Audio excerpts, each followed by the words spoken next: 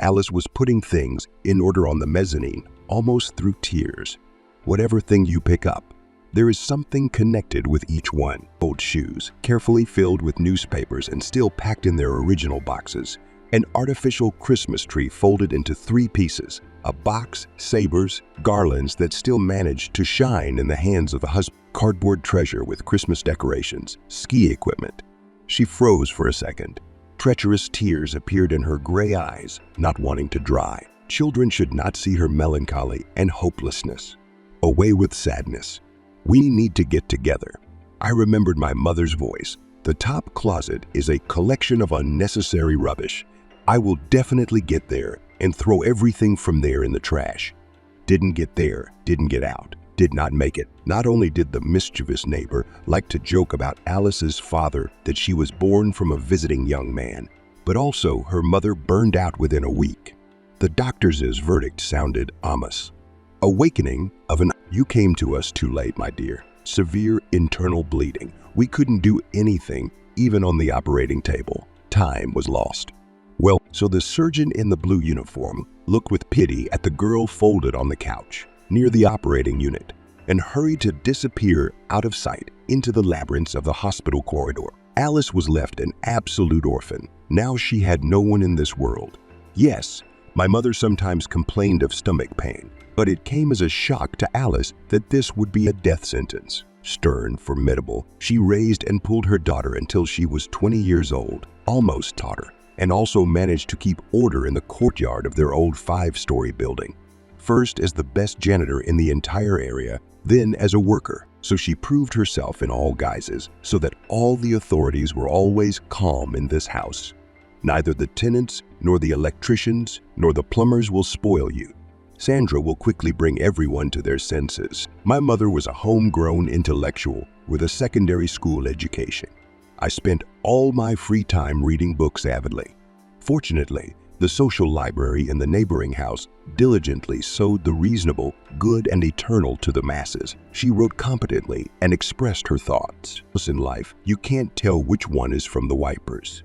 She knew household needs by heart. The entire large community service team literally prayed for her. I got a 2-room apartment at my place of work just 5 years ago. Before that, I huddled in the service closet for the janitors with my daughter. And when a lonely old woman died on the first floor, they provided her with housing for many years of efforts. Now Alice has got her apartment. The girl graduated from school. Well, easily entered the Pedagogical Institute and dreamed of teaching children English language and literature. When Sandra passed away, she had just finished her 4th year. There was still practice at school ahead, and then defense of my diploma. It was just unclear what to live on now, how the mother made ends meet with her salary, and even dressed her daughter decently, was a mystery to Alice. The stash in the bookcase, in a metal box, ran out almost immediately. It's good that the residents chipped in for the funeral expenses, and the communal office workers took care of the rest. After sitting for a month on cereals, pasta, potatoes, and tea with sugar, Sandra always made food supplies from her salary. Alice clearly understood. She urgently needed to look for some kind of work. She would not last long without new cash injections. A month later, she began a 6-month teaching practice. This means she can only work in the evenings. How can one not remember how many successful businessmen and movie stars began their careers? The answer lay on the surface. Become a waitress in some cafe or bar. A suitable place was found surprisingly quickly.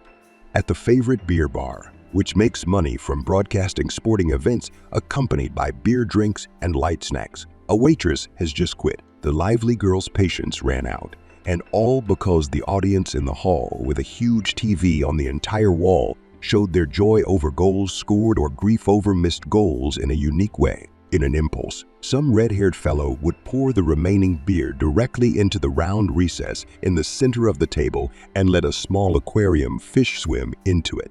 Another character could kick a waitress walking past a table with a full tray. The third subject, at the sight of the impending failure of his favorite team, generally pushed food from the table, jumped up angrily, and began to cut circles around other tables, not allowing the worker with the next portions of the foamy catalyst of emotions to freely move around the hall. The director of the establishment saw the outrage, but their bar was on the outskirts of the city.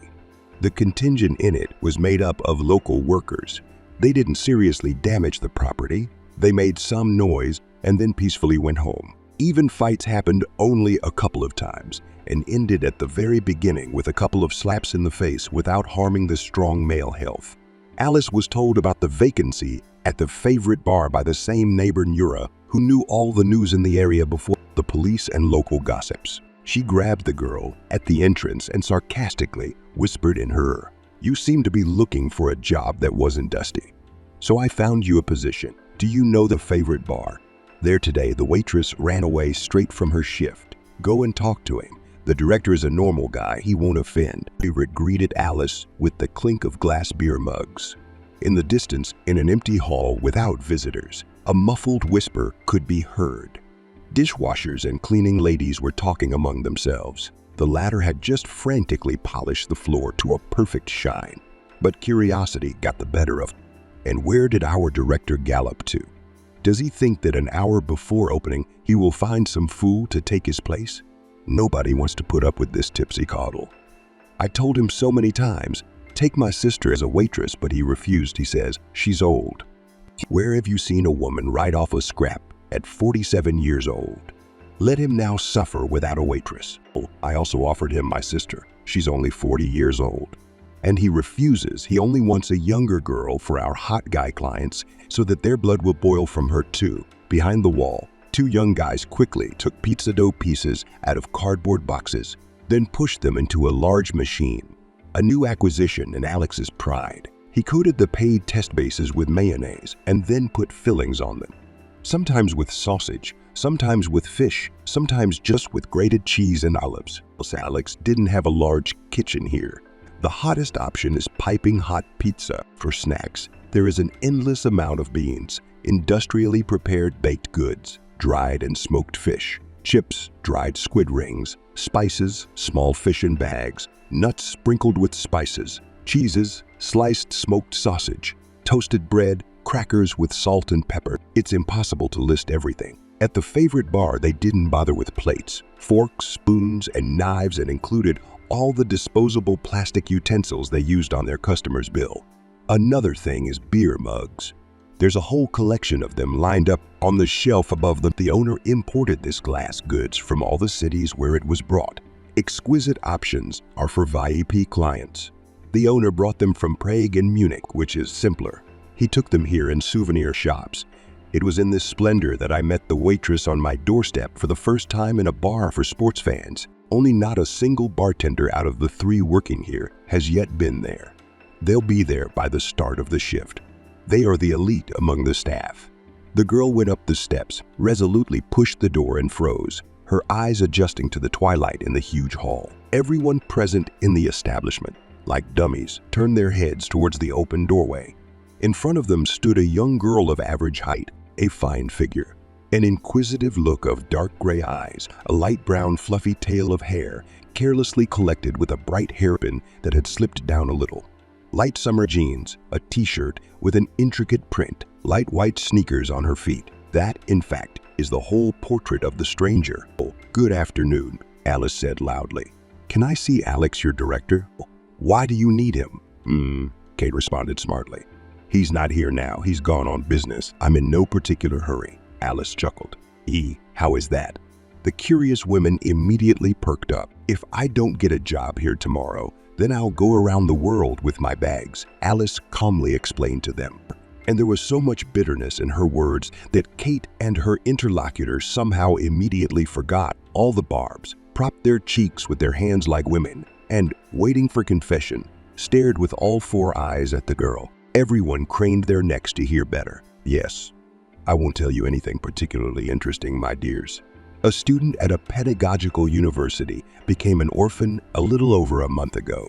I'll have to go to practice in the morning soon, and with my scholarship, I can only pay for utilities and then buy bread and milk for myself, nothing more.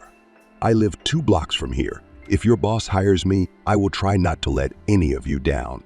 Everyone turned their heads at the sound of the door opening again at the same time. Alex himself squeezed into the establishment, again with a cardboard box in his hands. "Did you bring new glasses and new mugs again?"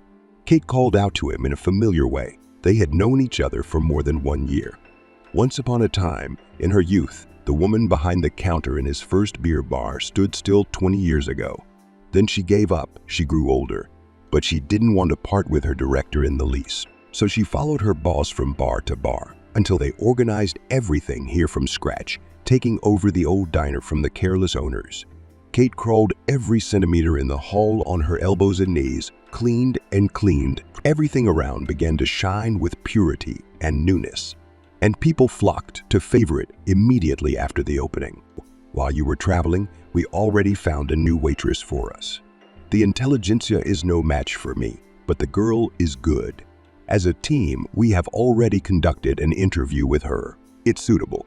Let's take it. Today we'll check it in action, and we'll think about what and how. Let them work with Alice four-handed. That's how it began, the first working day in Alice's life, which even then determined her entire future fate. By the beginning of her teaching practice, Alice had already become so comfortable in the bar that the rest of the employees began to think that such an unpleasant young lady, a former waitress, had never worked in their friendly team. Discipline suddenly rose in the hall. The regulars didn't pester the pretty Alice. And if someone tried to let go at first, the rest attacked him. Alex just chuckled approvingly, and Kate soon gave her summary. This Alice is a smart person. Men can sense a mile away that you can't play with her, you can't joke with her. 6 months flew by unnoticed in the work and worries about clients. Alice had completely settled into the bar, deftly carrying 4-liter mugs of drunken nectar in her hands at a time. At the same time, she never became familiar with the guests of the establishment, clearly keeping them at a safe distance. The New Year holidays flew by like a comet across the starry sky. The new year has come. By the beginning of February, Alice had completely submitted her teaching practice reports. 2 state exams were behind us, and I received permission from the dean's office to write and then defend my thesis. Everyone was looking forward to the start of the Winter Olympics. It's no joke. The country won the right to welcome athletes from all continents on its lands. The most avid fans bought tickets for matches and competitions in Real Madrid in advance. The favorites' regulars couldn't wait to be spectators here at the bar. In an atmosphere of general rejoicing, mugs of beer are pushed together. It was impossible to watch the opening ceremony of the Olympic Games without intense emotions and multiple libations. The beer flowed like a river. Passions were running high. Everyone at the bar tables jumped up with cheers. It seemed that no one could sit at home that evening. The favorite was crowded. Alice barely had time to take orders and run from the bar to the customers. At the peak of noise and hubbub, the door of the bar swung open, and a new company, unfamiliar to the old-timers, burst in from the cold. Young, athletic-looking guys walked to the center in a crowd. There were still a few bath chairs empty there.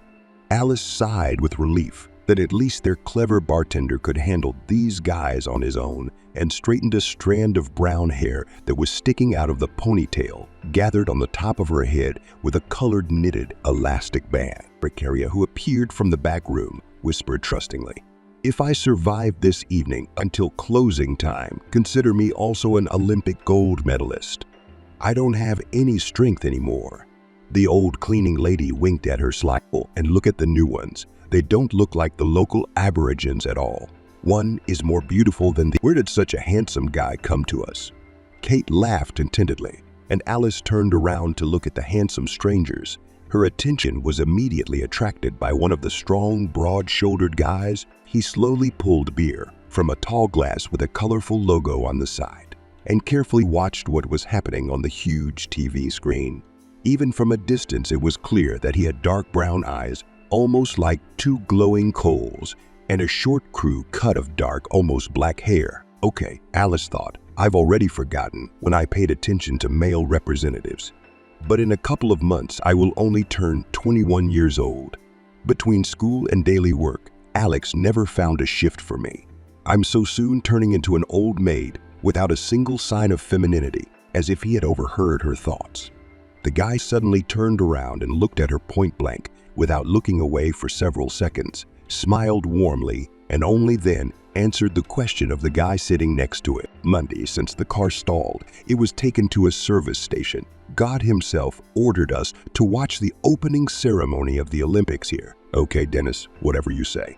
At least I warmed up a little while they waited for emergency services. The guys talked about something else more quietly and then ordered another glass of beer. The evening slowly rolled to a close. Alice's shift was ending. It wasn't the easiest, but the opening of the Olympics was worth it. Everyone was in high spirits. Alice completely forgot about the guy who had briefly attracted her attention, but somewhere in heaven, fate decreed otherwise. When the skiing competitions fell on schedule at the Olympics, he appeared in the bar again, but this time he was alone, without friends, and took a far table in the corner. With a gesture, he asked her to come over, ordered a mug of zero, as they called it, non-alcoholic beer, and a plate of nuts, croutons, and squid rings. While the skiing competition was going on, he did not take his eyes off the screen, and as he was leaving, he unexpectedly asked Alice a question. "Oh, what time do you finish work, Alice?" Her name was on her jacket. "Oh, I would like to accompany you if you don't mind." "Oh, I don't mind." For some reason, the waitress, who was already pretty tired by the end of the working day, became very embarrassed. Now she didn't care at all whether she looked worthy to communicate with a handsome man. It was surprising that the very person to whom she turned her feminine attention returned to favorites. "The shift will come to its logical conclusion in 40 minutes. I'll be waiting for you in the car at the entrance. Take it easy on your work. I'm not in a hurry." It took a minute to drive 2 blocks to her house. The night streets were already completely deserted. Only rare lanterns and the moon in the sky slightly illuminated the even rows of 5-story brick buildings and the bench at the entrance. They were silent, as if they had filled their mouths with water. The guy, only when he opened the car door for her, said, "Doe." I didn't have time to introduce myself. "I'm Dennis. I work as a ski coach. For now, you have to watch your favorite competitions on TV. My charges are small. Their victories are yet to come." They reached the apartment, where Dennis volunteered to accompany her in complete silence. Like partisans in the forest before an important mission. "I'm not asking for coffee," said the man. "Although I wouldn't refuse a cup of this invigorating drink. Why not?" Alice easily agreed, having already had enough of loneliness when you return to the warmth of home after work. At its epicenter, there is only the quiet hum of an old refrigerator, and then the same ancient TV was turned on for company, and no one for several months now. They entered the apartment at the same time, encountering bodies on the threshold. Alice used to read in some novel that there is such a passion when sparks fly between a man and a woman. Now she saw this process in reality, and she even seemed to be shocked by an electric shock when touched. "I went to put the kettle on in the kitchen. Sorry, I'm running your house here. You don't have a face. You're so tired after all that running around in the bar." 5 minutes later, 2 large cups of steaming instant coffee were already standing on the kitchen table. Nearby there were delicious sandwiches with fresh loaf and cheese to eat. Alice ran to the store just before work to get groceries. Dennis acted as if he had been preparing dinner for the 2 of them for many years, casually and habitually. After eating, he quickly rinsed the cups over the kitchen sink and placed them in the metal drainer. Then he began to say goodbye. "Oh, until the Olympics are over, I will meet you from work every day, and then we'll see." He was a quiet man in life and a very reliable husband, her Dennis. She had never known before what it was like to be behind an impenetrable stone wall. After meeting, they became close at lightning speed, without long courtship, sweet bouquet, special romance. He became her first and only man. Yes, it remains that way to this day. A year after they met, curly-haired George, who looked like his father, was born, and 3 years later, fidgety and hooligan Mary was born. She and Dennis had already decided that, given their now common passion for alpine skiing with their offspring, they should stop for now, and suddenly their husband passed. "How come? Just yesterday, a person hugged you, whispered tender words in your ear, lived side by side.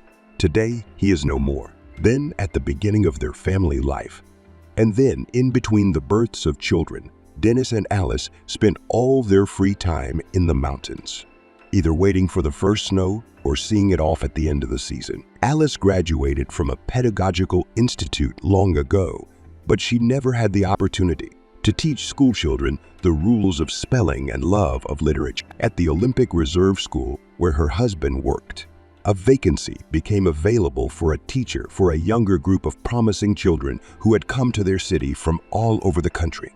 Dennis's parents were doctors and epidemiologists. Mary took after their mother, blonde-haired, gray-eyed, with an outwardly calm and peaceful, a misleading impression. In fact, she was a collector of pranks, a lover of acute situations and adventures. Younger than my brother, she became rooted to skiing. People around joked that this girl was already born wearing ski boots and holding. Alice stroked the ski equipment lying on the mezzanine. My eyes stung with tears again. How ornate everything turned out then, a year ago. Stefan was born. She was on maternity leave with him again. Large, as Dennis laughed. They were once walking with a glass stroller in the park near a newsstand. The children lingered, and they liked the plastic toys on display. The talkative saleswoman even stuck her head out of the window, looking at their friendly family. And then she reached into the inner bin somewhere and pulled out a slightly tattered lottery ticket. "Young people, here I have a ticket from the instant lottery. You just need to rub the stripe and you will immediately see whether you have won or not. It's worth $1. Try your luck." Dennis and Alice laughed. "We don't believe in any of these lotteries." While they were chatting with the newspaper and magazine saleswoman, the children each chose a toy, but they were both very pleased with the purchase. They noisily rushed forward along Park Alley. Dennis said, "Stephen can't choose a gift for himself yet. The lottery is for him. Let's erase the stripe right here." Alice picked up the top layer of paper with the edge of her sharp nails, rubbed the surface, and faded blue numbers began to appear underneath. Having read what appeared on the piece of paper, she grinned and said only one word. "Oh, what's so funny?" Dennis reacted immediately. "We won $1 million. The children had already returned to the kiosk, having run all the way to the end and back. The curious owner of the paper treasures leaned out of the window. "Did you get any money? Up to $100? I can give it to you right here on the spot." "Yes, the number 100 also appears there," answered the confused Alice. "Only $1 million. No, go away." The aunt said in surprise. I immediately thought that I should have erased the stripe on this piece of paper with frayed edges that seemed so expensive. "If the win is big, you will have to go to the head office." In my memory, the largest amount was $25,000. One man here erased my ticket. He came to see me later and told me that everyone paid him according to his rank. Excited by the unexpected situation, Dennis and Alice, picking up the stroller with the sleeping Stefan and the older children, went home. There they looked again at the inscription on the ticket under a magnifying glass. There was no doubt about the numbers. Alice had to say the last weighty word on what to spend the money that had accidentally fallen and already safely received. The woman thought for a moment and then made her verdict. "Dennis, I love you very much. I am saddened by the longing for the snow-capped mountain peaks in your eyes. You and your students have already been to the resort this winter season. But I remember your dream to conquer the black slopes on Elbrus and with your wards. You cannot move further than the green and blue ones. They are all newbies, mostly. Ride the red trails a couple of times in your free time, and that's it. Adrenaline. This will not create a new melancholy. You have vacation in a week. Because of Stefan, I won't be able to keep you company. Go to Elbrus with one of the guys who are avid ski lovers." At first, Dennis was greatly puzzled by his wife's proposal, but his beloved woman was right. After suffering a serious injury 8 years ago, professional skiing in any competitive form was forever a thing of the past for him. At first, he was even thoroughly depressed by such a verdict from the doctors. Later, he was found by the management of the Olympic Reserve School in his hometown with an offer to switch to coaching. He still kept in close touch with his friends, fellow fans of the Krushi Mountains covered with a cap of fluffy snow. He taught young boys and girls at the school. The pain from the consequences of the injury slowly subsided. He dreamed of riding at least once on a real daring ski trail. The whole family accompanied Dad to the train. Then we went to a pastry shop to buy our favorite cakes and drink tea in the evening in honor of the head of the house's vacation. Dennis always devoted so much time to his family that their joy for him was sometimes you need to let your husband and Dad go free skiing too. Alice then vaguely remembered the day when she received a call from the ski base on Elbrus. The Kabardians, who spoke English, spoke poorly 4 days after the arrival of Dennis and his friends. A company of young majors from among the golden elite of society appeared at the base. Young people went out to the ski slopes heavily drunk. When they announced the danger of avalanches, they just laughed in their instructor's face. "We are not afraid of anything. We went to the track and will continue to go. Today we just decided to try out your black one for the pros. We've all been skiers for years, but you're not our boss here." An elderly Kabardian, a guide instructor with many years of experience, himself a former athlete, just shouted when he heard this statement. "Do you even know how many of the same crazy people died near the Black Ski Road, as in permafrost, as in the grave? You can't even get corpses from there later. Moreover, the weather is predicted to be bad." No one listened to the words of the experienced mountain old-timer. They came down, drinking whiskey, patted each other on the shoulder, and poured out of the wooden frame into the street in a crowd. Dennis and his friends, already finishing their coffee and khachapuri at the table, exuding the aromas of fresh-baked goods, also soon rose from the table. Their plans included a short warm-up on an easy green track. Today they did not intend to drag the ski bull by the horns of danger. In the courtyard of the ski resort, everything was quiet and peaceful. A large shaggy dog was stomping around the booth, having just finished eating a sugar bone that the cook from the cafe had treated him to. Here, far from civilization, everything was different from somewhere in the Alps. Much simpler, without the frills of tourist services. It is at the foot of the two-headed giant Elbrus that guests of Kabardino-Balkaria can never be counted. And here, a little further from the village, is a place for experienced people, for our own people. An hour after breakfast, large, dense snow began to fall from the gray sky, which was beginning to frown and pout with causeless anger. Another hour later, the sky was completely clouded with black-purple clouds. The Kabardian quietly whispered something under his breath and moved his lips with annoyance. Then I couldn't stand it, dressed warmer and went towards the black ski slope. Having walked the entire way along the only trails he knew, half an hour later he stopped at the very top of the point of descent along the ski slope. On the side of the slope, he saw a flock of young people in bright red and yellow jackets. They fiddled around near the same place, then moving away, then approaching it again. The Kabardian cursed again, sensing something was wrong. His fears were not in vain when he got to the unfortunate skiers. They vied with each other to explain to him that they had started an impromptu competition. They were descending in a line one after another, when the three guys riding in front of them, before their eyes, seemed to fall through the ground, go somewhere under the snow, as if it had never happened. I told you, I warned you that it's not good to climb onto a black branch, especially while drunk and in bad weather. There are plenty of treacherous crevices here. I'll go and call the guys who are skating on the green track. Maybe they'll say something. I'll call the rescuers at the central control post. They searched for the unlucky trio until dark the entire next day, despite the constant threat of an avalanche, but to no avail. Then the experts ended the expedition and ordered all tourists who had found shelter at a remote ski base to go down to the foot of Elbrus. It will be safer there if the snow mass accelerates at an exorbitant speed.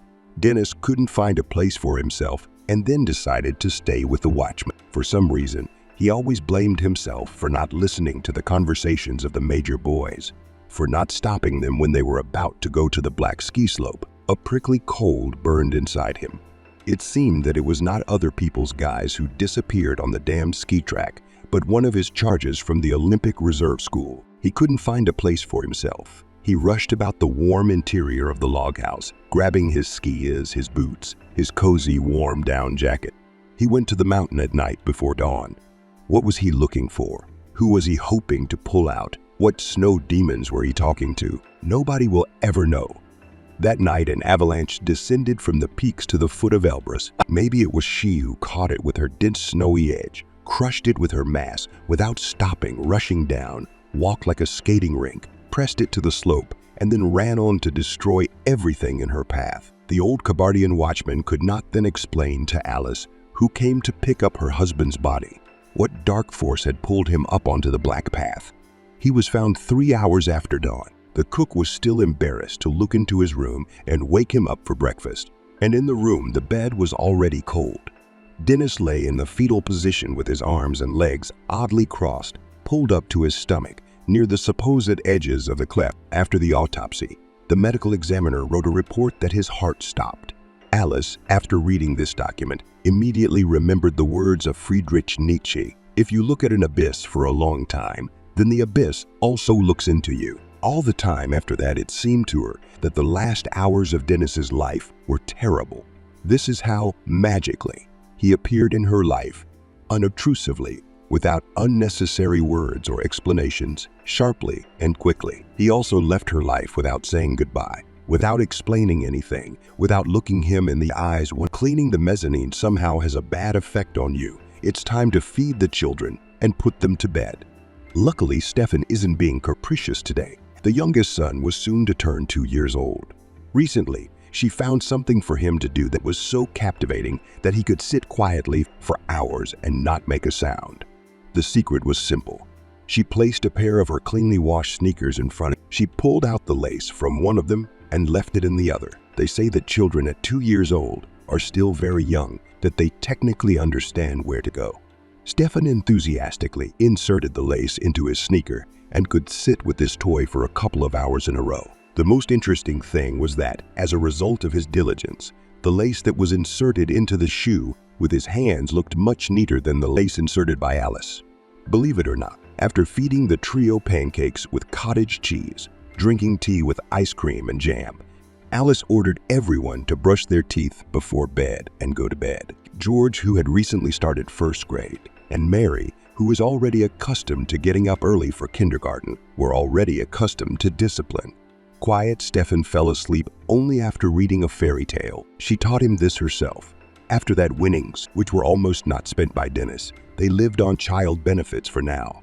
And Alice wasn't the worst tutor, but she couldn't take on many students, renting Dennis's one-room apartment, the renovation of which in the family has long been called a long-term construction project, could be a good help. All the years of living together with her husband, Alice kept preventing him from selling the property. She joked that it would be useful to her eldest son when he got married. "We just need to freshen up your apartment, change the furnishings in your bachelor apartment to a more comfortable one, and a family nest will be ready for our handsome boy.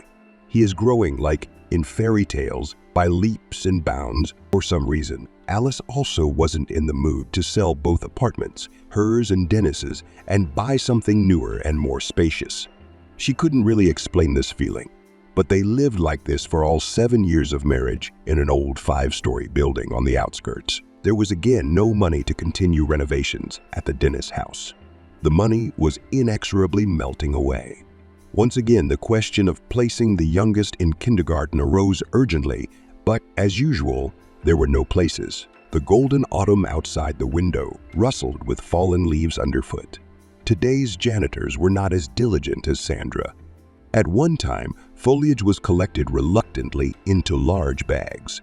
Sanitary control prohibited burning, therefore, at first they stood in a whole army along the walls of the house, and then once a week they were taken somewhere in a garbage truck. And now there is a whole line of them lined up near the dark brickwork. It seemed to Alice that some shadow was moving at its epicenter. Just in case, she called the cat. The woman often fed mongrels with tails. She even promised her children that someday they would definitely have a pet. "Hey, I'm going to the store. I can buy you some sausage." "Wait, Fluffy." Alice almost fainted from surprise when a clear voice rang out. Thank you, of course. If you're hungry, liverwurst is good, but I love big, juicy sausages. Even if there is no place to cook them." "Who are you?" The woman called out to an unfamiliar creature. "You will be surprised, but I myself would really like to know who I really am," the girl answered. And this was just a girl, small in stature, with 2 pigtails, with slightly blind, but clearly not at all childish eyes. "Why are you walking around alone at night?" "Here on our outskirts, it is not safe. Walking around alone at night like this. I worked in a supermarket." The strange person answered ingenuously. It was not possible to steal anything on the sly. "Do you live by stealing?" Alice was surprised once again. Not the most promising income. This happens extremely rarely. Just little things. If on some day you fail to earn something honestly, where do you live and with whom? He asked Alice. The answer plunged her into severe shock. Since the homeless people found me on the street, I have been living with them in a house prepared for demolition near the city station. The police know about our community, but for some reason they don't touch us. Maybe she's happy with the fact that we're at least a little under her watchful eye. I have amnesia. We have an old doctor there, also homeless. She was the one who gave me this diagnosis. She cured me after I was hit in the head from behind. I don't know who attacked me. I don't remember my name or where I lived before. The girl's trusting confession melted something in Alice's soul. She immediately asked herself a question. What would Dennis do now in her place? She knew the answer. He would try to somehow help the unfortunate victim of circumstances. For some reason, Alice was sure that there was not a drop of lies in the words of the night stranger. You know what? Let's go to the store. I need to stock up on milk and bread. And then to our home. I have 3 children. We'll be able to accommodate ourselves somehow. Oh, something is inconvenient. You do not know me at all. As a teacher of English language and literature, I cannot help but note her correctly and competently delivered speech. The girl is clearly not from the margins or from some slums, which could have brought her into the lair of the homeless. What insidious forces and people had a hand in this? In the supermarket, Alice examined her find near the bags of fallen leaves in more detail. The clothes are poor but completely clean, without holes.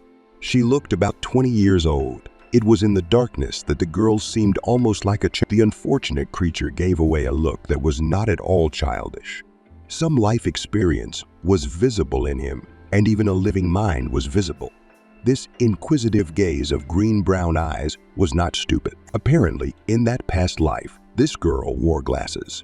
In the brightly sacred hall of the supermarket, she busily checked the expiration dates on the milk and sour cream labels. True, I asked Alice for clarification. Some dates were filled with. Then I spent a long time looking at the labels on the bread, now packed in plastic wrap, accompanied by colorful drawings, the name of the baked goods and other information.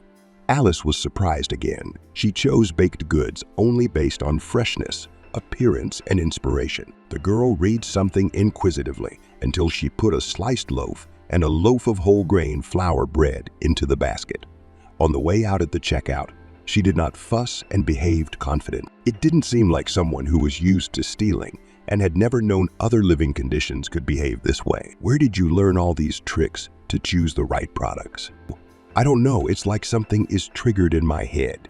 It would be better if my memory told me the name and not how to understand bread and milk.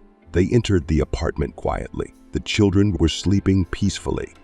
Only the lamp in the hall cast faint reflections of light on the walls. Among the homeless people, they nicknamed me Helen because you seem to find me consonant with this name. You call me that too, since you decided to invite me to visit. And yet, do not consider my request impudent. Can I take a shower with you? It was always inconvenient for me to wash in our semi-barracks behind a screen.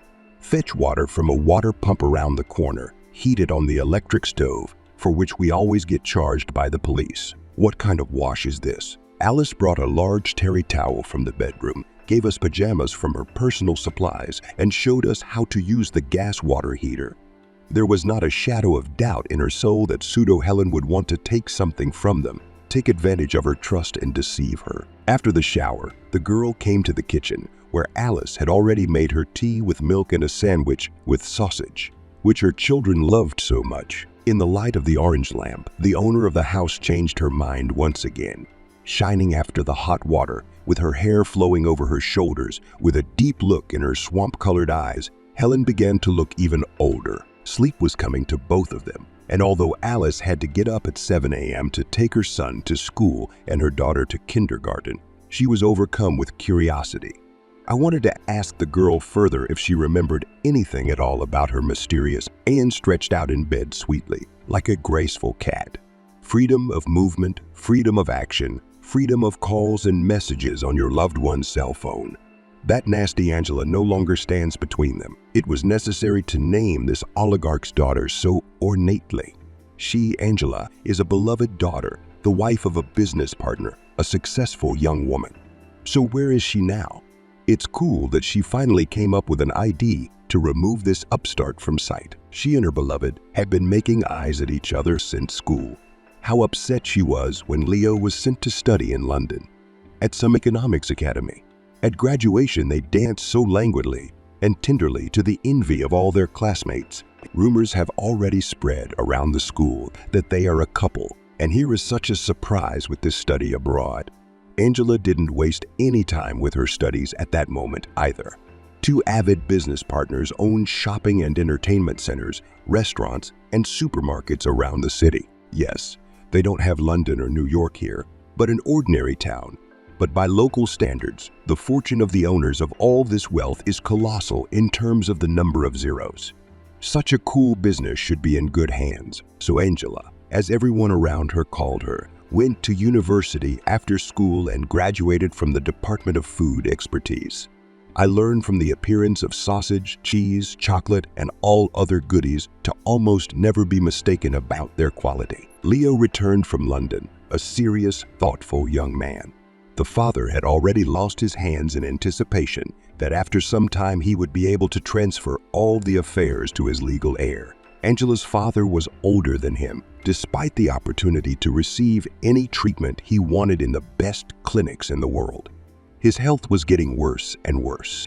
He did his best to involve his daughter in the business, who turned out to be a smart and wise assistant. Once, when Leo was still studying in the UK, a serious conversation took place between the two. "Sergio, my friend, you and I have known each other for so many years. Moreover, we trust each other. How would you look at my plans for my son and your daughter? The couple would be beautiful. We would pool our capital in the name of future grandchildren. Yes, I will only be glad if everything works out for our offspring. They are not the first, nor are they the last, to seal the business with marital ties. I think that in our commercial times, it is better to enter into marriage with people in your own circle so that unnecessary surprises do not arise later." Both interlocutors did not forget about their idea, and when Leo, inspired by his academic success, returned to his hometown, the two families and the men had already discussed their plans with their wives, received full approval, and all the time they casually began to organize picnics, parties, and receptions. So, willy-nilly, Angela and Leo were forced to constantly intersect. The young people themselves were also not stupid and intellectually approve of their parents' far-reaching ideas. They, of course, did not feel great and bright love for each other, but for a marriage of convenience. Such love is not required. The main thing is that they sympathized with each other, did not experience obvious antipathy, did not keep the gun in their pockets when their loved ones communicated. The level of intelligence and development, similar interest did their job.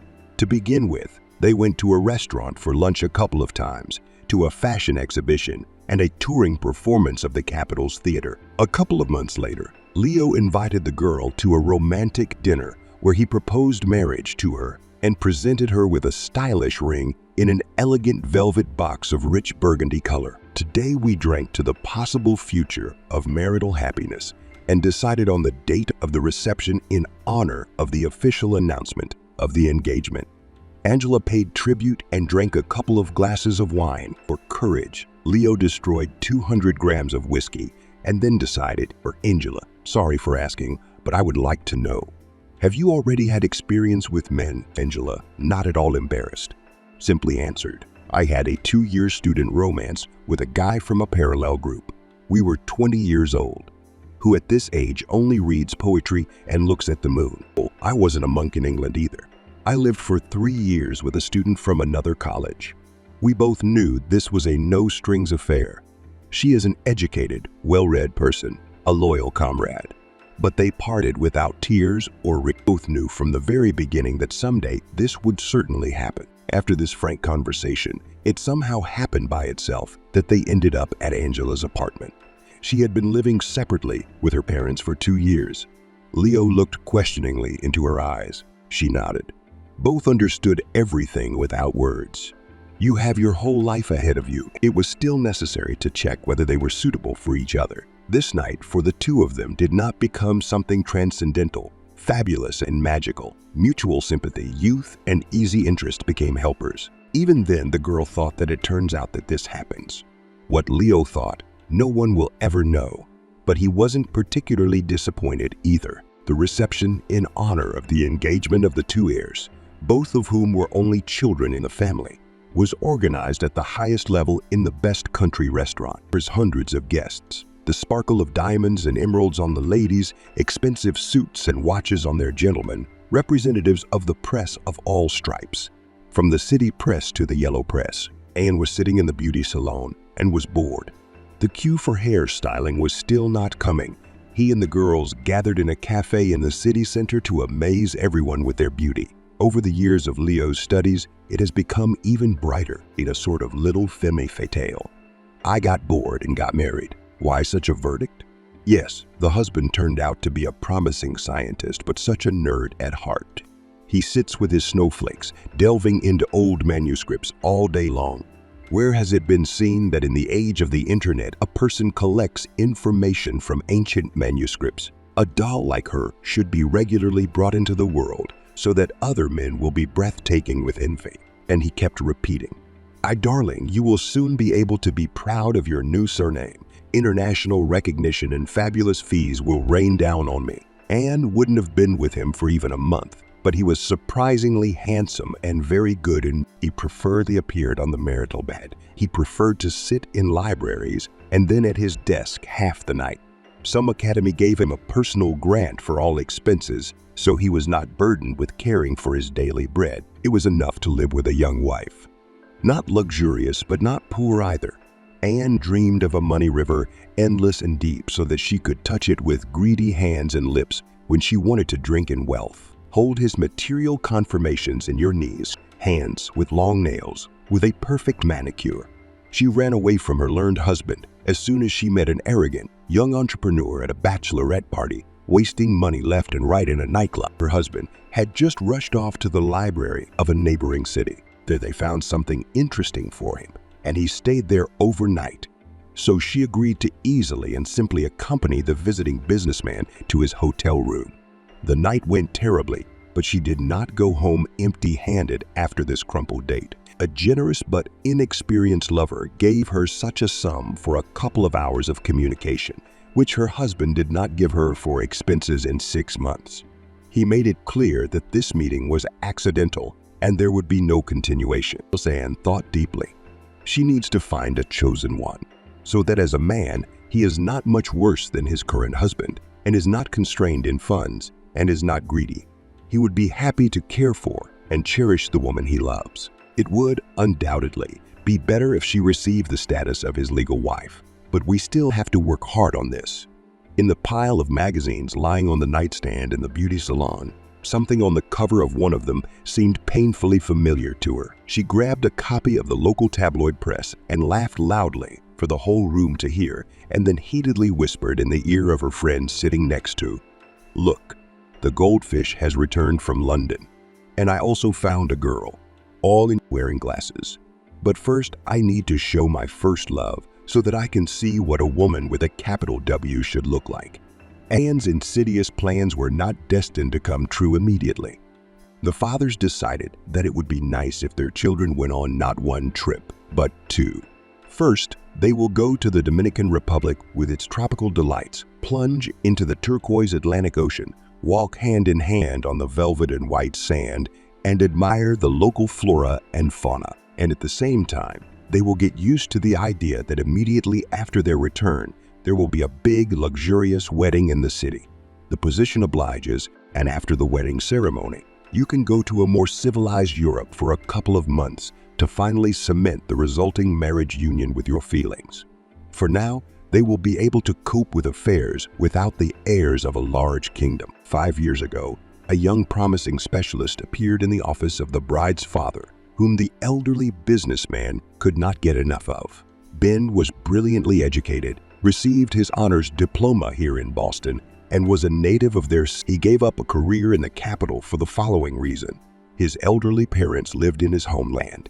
They already required constant monitoring. They themselves did not cope well, even with everyday chores. A late child is the one and only. His father and mother still found the strength to help him graduate from the lyceum and get an education, and then they immediately gave up. We sat in front of the TV all day and even almost stopped going outside. Ben was recommended by an old university friend. A rare guy. Hire him as your personal assistant. You won't regret it. The fathers decided to transfer management of the holding into the hands of their children. I have completely different plans. Sergio denied. One will not interfere with the other. No one is offering you to immediately make him the general director of the entire company. Let it spin around near you. You will see it there. The owners of the holding have long since fully trusted their deputy general director. He received this position from them a year ago. While the children were traveling and getting used to their new family life, after the wedding, Ben bore all the management burdens and coped with them. I didn't get bored until the newlyweds and Anne were in town. She perfected her appearance again and again. Secular gossip reported that the marriage of Leo and Angela was officially registered. But when could such a trivial obstacle stop her? He will be her husband. We just have to wait. Young people returned from Europe sunburned, cheerful, and rested. Both were impatient to get back. Their relationship with each other was smooth, reminiscent of friendship. There was no rush to give birth to the baby yet. We decided to postpone this important issue and prepared the meeting with Leo as a strategic operation. She found out where the young businessman goes for lunch on weekdays and put on her most stylish outfit, knowing full well that in it, and with fashionable, almost invisible makeup, she would be irresistible. The squabble between her and the waitress attracted the attention of the entire catering establishment. At that moment, when Leo just sat down at one of the tables, it played out like clockwork. She imperceptibly nudged the waitress by the arm, and now a cup of chocolate was flying onto Anne's snow-white suit. What have you done? Girl, do you even know how much such a jacket from the latest collection could cost? You won't be able to pay for it in a year with your meager salary. Leo involuntarily turned his head towards the frightening lady and was stunned by how wonderfully beautiful she was. Anne also looked in his direction, instantly stopped educating the waitress, and smiled welcomingly. Leo, is that you? A minute later, they were already sitting at the same table. Leo was amazed by the changes that had happened to his school crush. Well-groomed, regal, alluring, mysterious, not like his so calm, always even in mood, standard classic wife. A fire burned inside Anne, promising unearthly pleasure. And he fell for me. The money hunter thought predatorily. We must not miss this chance and make the most of it. But first, a little teasing. Oh, I was glad to meet you, but alas, I'm in a hurry. I have an appointment, and I also have to go home and change clothes. My suit is hopelessly ruined. Such a trifle is not worth your worries. Anne, where can I buy exactly this? Let's meet tomorrow and correct this oversight of the careless waitress. The golden carp took the bait without any doubt. Leo was also impatiently waiting for the next meeting with Anne. The conscience in Leo's soul didn't even make a sound. Ben couldn't help himself. He liked the boss's daughter. No, such a definition would not even be correct. He had loved her for a long time and hopelessly. The young woman passed him by as if by an empty place. They greeted him politely when they met and immediately forgot about his existence, with the look of a loving man. Ben noted that there was no real warmth between Angela and Leo. Dry cultural politeness, a tribute to the idea of preserving and increasing the business. That was once upon a time long ago, before the start of all the marriage processes and even the engagement. Ben even had an impulse to open up to Angela to tell her about his feelings. But it was on that day that he became an accidental witness to a conversation between the bosses. Ezio then say, "Just imagine, my friend, the daughter of one of our competitors married some beggar, and her dad didn't even bat an eye. Let her choose," they say, with her heart. What sincere feelings can there be in our business? I believe that it is with such views on life that you will never build a solid business. Hearing this tirade, Ben immediately changed his mind about telling Angela something, loved her silently, to himself, not paying attention to other beauties. Although, with his courageous appearance, the entire female cohort in the team cast inviting glances. Thank God, at least no one knew about his heartfelt aspirations. They said all sorts of things about his heart being broken by some beauty. Leo and Anne were drowning in an ocean of some unearthly passion. In fact, Anne herself did not rush into the pool of all these sentimental gadgets. She set a trap. Leo never went on a date without an expensive gift. Her entire apartment was now filled with luxurious bouquets of flowers. Incredibly expensive birthday outfits appeared in the wardrobe, a small, elegant car of astronomical cost. And even with technical tuning, there was also a stunningly beautiful stole from Somalia. Leo was a generous lover, made excellent money, and had a personal bank account, the contents of which his father was not interested in. Let the boy have pocket money and acutely realize she did not want to remain in the role of the second woman in Leo's life. After all, her partner still never stayed overnight with her or in another fashionable hotel, but went to Angela, and she even suspected that he never fulfilled his marital duty at home. Angela lived in complete ignorance. My husband was always there at work, at corporate receptions, at social city events, as he should be, and how he spent his time at other times did not bother her at all. There was a secret inside Angela. After returning from Europe, already being a legal wife, she somehow found herself at work in the same elevator with the deputy general director of Ben. He stood silently, without making a sound, facing his boss's daughter, and he looked at her in such a way that she got goosebumps. I shouldn't think like that, but you can't fool yourself. If only instead of Leo, my husband was this charismatic, charming, very smart, and always very polite man. Why did fate decide in such a way that I should continue the dynasty in my father's business and not follow my heart? On the top floor, Angela got out of the elevator and went to her office, dispelling the confusion and magic of Ben, who had so unexpectedly captivated her along the way. To be honest, she liked this young man from the very first moment they met. Remembered her father's favorite motto, "Position obliges." Angela did not forget that meeting in the elevator and pulled out these memories from the nooks and crannies of her memory when she was alone. Her father increasingly shifted business tasks onto her shoulders. They constantly crossed paths with Ben at planning meetings, but sat far from each other. Angela didn't even notice that her husband's schedule began to increasingly include overnight business trips.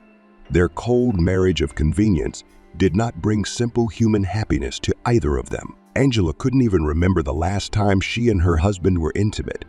At this time, Anne was preparing to give Leo an ultimatum.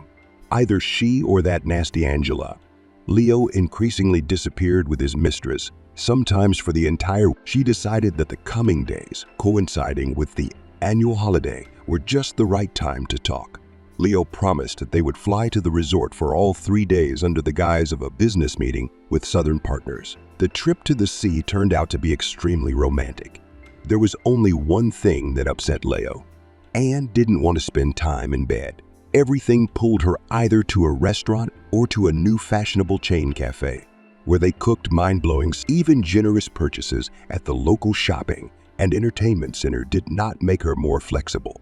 And the man was puzzled by her behavior, which smacked of either coldness or indifference towards night. After a hearty dinner in the most expensive restaurant at the resort, Anne laid down in bed with him, side by side, but did not let him near her, and started a conversation. "Hey, don't you think it's time for us to somehow decide on our relationship? I'm not going to spend my whole life on the sidelines as your mistress. My girl, you know what our marriage with Angela is based on. Divorce is impossible. We are the management center of a huge holding company. If he is gone, then there will be no more opportunities to pamper you like that. But what should I do in this case?" Anne asked angrily, not expecting such an obvious refusal right away. "I am the eternal number 2 in the shadow of your Angela. This won't happen." That night, for the first time, Leo was never allowed to see her. He flew home angry. Anne, sitting next to her, did not remove the mask of offended and insulted from her face. Both went home in different taxis. A week after that ill-fated trip, Anne already had a new plan ready in her head. If Angela cannot be moved, she should simply be erased from the face of the earth. She didn't even care that such ideas openly smacked of crime. Anne was still furious. Leo decided to take a time out and give his precious lover time to calm down and wisely accept his arguments. Therefore, Nothing suspicious even occurred to him when his wife disappeared without returning from work one evening. Having learned that Angela, whom he devotedly loved, had disappeared, Ben could not find a place for himself and decided to conduct his own investigation. It had long seemed to him that Leo had been behaving extremely strangely in recent months. He tells his father and his partner that he will be late in the office with documents accumulated like a snowball, and he mysteriously disappears as soon as the two companions leave for home. Unable to resist, he decided to play a homegrown private follow Leo, who, once behind the walls of the holding, didn't really hide. Ben found out that he had a mistress within a couple of days.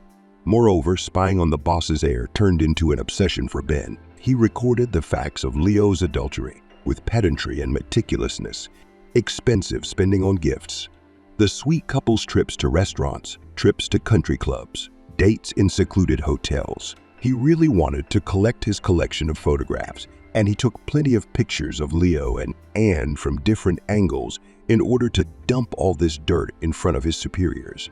The only thing that stopped him, he did not know the conditions under which this marriage was concluded. What was confusing was that Angela remained completely unperturbed.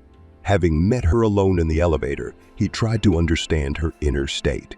He even scolded himself later for not taking his eyes off her, trying to shine through her like an... She was absolutely the same calm girl as usual. She did not at all resemble a woman suffering from her husband's treacherous infidelities. The last straw in Ben's patience with Leo's bad behavior was the disappearance of Angela. Everyone in the office saw that the young woman took her bag in the evening and hurried to the exit of the parking lot, got into her car and drove away. Angela did not show up at home that day. Leo sounded the alarm only the next day. Just that evening, when his wife disappeared somewhere, as if through the earth, he went on a date. The mistress again turned into a wax cat, looked devotedly into her eyes, and insisted that she understood everything and agreed to everything as long as her beloved was near. The day after the mysterious disappearance of his daughter, the businessman had no time for jokes. He loved her madly, although he tried not to show it to anyone. The entire security service of the holding company was raised to its feet. The police joined in, and the father involved private detectives he knew, to no avail. All city and regional hospitals and morgues have already been checked. Sergio's people with Angela's photo looked through all the unidentified female corpses. A week later, on a short walk near the park, they found Angela's car with a bag lying forlornly in the backseat. To everyone's surprise, no barbarity was committed against this property. Sergio was going crazy, and Ben was tossing between duty to his boss and internal doubts, all the time asking himself, how will I show Sergio a photo of his son-in-law with his mistress? This will also lead to a quarrel between longtime business partners and a split in a huge company. And yet Ben decided, I came to the boss's office on weak legs. He would most likely lose his place in the holding. He didn't care as long as Angela was found. May she only be alive and well. There was a decisive knock on the door. I immediately saw that the boss had lost a lot of weight and had lost a lot of weight in recent days. Oh, what do you want, Ben? I have no time for work right now. I think you should see this. Ben fanned out all the pictures he had taken while following Leo's movements on the table.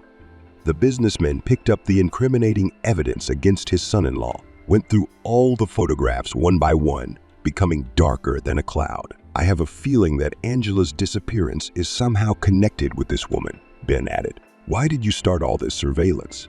Did they dig under their bosses, wanted to dig up something exclusive and ruin our reputation? I love your daughter. I didn't dig or look for anything. I just want her to be happy. For some time now, Leo's behavior began to make me suspicious. So I rushed to find out what and how. You can fire me now. Why didn't they come to me with all this abomination earlier? Angela seemed completely serene to me. I did not consider it possible to disturb her peace. The man once again looked at Ben from under his brows, then pressed the button to call the secretary. The head of the security service come to me and tell Oliver that I would like to see him in my office. Ben was taken aback. Previously, the younger Sergio always went to his partner himself when he had questions, and all corporate meetings always took place in the meeting room next to Oliver's office. You can be free, Ben. I will inform you additionally about my decision regarding You're non-workinish. The conversation between the two oldest partners was difficult. But first, Sergio showed Oliver all the photos of Ben's work. Without saying where he got these materials from, he asked directly, "Did you know that your son is recklessly having an affair with his mistress?" "Oh, no, this was unknown to me. If I had known, I would have tried to stop this disgrace." The head of the security service knocked on the door. The men focused on developing a search plan for Angela due to newly discovered circumstances. Anne was carefree drinking coffee and chatting with a friend on the phone when someone knocked on the door of her apartment. She stretched sweetly, smelled the silk robe, and coquettishly asked, "Darling, is this how you decided to joke? You have a key, don't you? Open up. And Leo sent us to you." The woman instantly opened the door. Two hefty guys with either military or athletic bearing burst into the apartment. One of them asked sharply, "Where is Angela? We warn you that the next person to knock on your door will be the police." Anne batted her eyelashes indignantly. "I don't know who Angela is. It's some kind of mistake." The second of the uninvited guests dumped photographs on the coffee table in front of her. "We will still prove that you have something to do with her disappearance. And then you will face a much more serious article of the criminal code than now." In 1 minute, the beauty Anne, hiding her face in horror, turned into a pitiful semblance of a femme fatale. She began to speak awkwardly. "I only asked the guys at the bar to intimidate her. But these idiots overdid it and hit me on the head from behind with something heavy. When I gave them money for the work, they said they were confused. They took her by the arms to the waiting room at the station and sat her down on an empty chair. After the injury, she did not lose consciousness, but she became somewhat lethargic and strange. The guys showed her the phone, on which they recorded the entire conversation and her confession. It's better for you to come to the police yourself and confess as the customer. If Angela's father takes care of you, everything will be much worse. Further searches went easier. The holding security service turned the entire station upside down and came to the lair of the homeless. When they saw Helen's photo, they didn't refuse. Yes, we found such a young lady at the station, and dragged her to us. The doctor, Baba Zoe, nursed the girl and treated her as best she could. But she never remembered who she was. Then everyone en masse taught a new craft, how not to get lost in a big city. They took the clothes, lost the expensive ones, and sold them at the clothing market. Watches and jewelry also went there. Helen didn't have her phone with her. Apparently, those who hit it on the head took the expensive toy. A few days ago, she did not return to spend the night from the fishery, where she usually worked part-time. So I sorted out vegetables and fruits by weight in the back room of supermarkets. There is such activity that is temporary. If you look decent, they can trust you. The holdings employees went to all the places where homeless people sometimes try to earn at least a little money honestly. In 2 places, they immediately recognized Angela, and in one store the employee at the checkout said, "I know this girl. She's always so polite and cultured. She often buys groceries from us. Sometimes she comes alone, sometimes with an older woman, or with younger brothers and sisters." The servicemen were surprised. "Maybe this is not our Angela. They all live in that 5-story house. We just won't name the apartment. You can ask the grannies in the yard." The cashier asked after them. Alice could not get enough of the fact that one dark autumn night she met Helen in the courtyard of the house. The girl turned out to be a golden assistant, clearly well-educated and well-read. She perfectly found a common language with the children, who listened to all her stories with their mouths open in delight. Stephen was hugging Helen by the side of her leg and did not want to let her go. Alice could now safely leave home to work with her students. The academic year was gaining momentum. Many school children limped in English language and literature. There was no shortage of clients. Alice went to the supermarket to buy some cakes. Today, Helen and the children will have a sweet party with some interesting film. The cashier at the exit looked at her strangely, as if she wanted to say something, and then remained silent. Alice thought that she must have smudged her mascara when she rubbed her eye with her fist. The road to their entrance was blocked by a motorcade of expensive cars. Entirely elite foreign cars, hefty, with shiny mother-of-pearl sides. Men in formal suits, white shirts and ties stood near the cars. One of them was clearly very nervous. Ben asked to go with the security service to the place where Angela was supposedly now located, so pitifully that the heart of the stern businessman trembled. "But let me be there without any tricks." Sergio recently came up with the idea that he and Oliver were mistaken with their strategy of a marriage of convenience between the children of two high-ranking families. Leo, after his affair was discovered, was hanging out under the police station where his mistress was in custody. Ben, on the contrary, did not go home until the security service brought new news to the chief in the evenings about how the search for Angela was progressing. You cannot command your heart to love. It is beyond the control of human will. Alice walked towards her apartment as if through a gauntlet, but stopped when she heard her neighbor's voice. "Yes, there she is. It's the girl you're looking for who's staying in her house right now. So, who is it that all these expensive Jeeps with tinted windows are after?" So I knew that our Helen was a difficult girl. "Look what a retinue has appeared." She turned to the men and said, "One person will go with me. You scare children with this command. Can I go?" The same handsome man who seemed to be the most nervous stepped forward. The head of the security service grinned. "Well, go ahead, Mr. Deputy General Director. Maybe you will be of more use." Helen opened the door and saw an unfamiliar man behind Alice. He rushed towards her and grabbed her in his arm. "My God. Angela, are you alive? How glad I am to see you. We all almost went crazy when you disappeared." A click in the head, a short flash, a silver elevator with a stylish design. There are two people in the office, a man and a woman, and the woman feels so good that this man is nearby. Angela remembered who she was, how they parked the car near the kiosk to buy a bottle of cool mineral water, how someone quietly approached from behind, as if sneak, and then pain and failure. Angela stepped towards Ben and hugged his strong shoulders. "Oh, I'm glad to see you too, Ben. I am very happy." After the mysterious story of Angela's disappearance, drastic changes took place in the city's richest holding company. Sergio, who experienced the recent events very hard, completely handed over the reins of the company to his partner, Mr. Oliver. "I even sold him my stake. They say at a reduced cost as compensation for moral damage. You won't understand them, the rich." Oliver's son, Leo, lives in a town next to the colony where his mistress, Anne, is serving her sentence. He started drinking. Recently, he was even seen hanging out with two local alcoholic celebrities, Henry and Alec. Anne herself does not react to her beloved's feat. She is having an affair with one of the prison workers.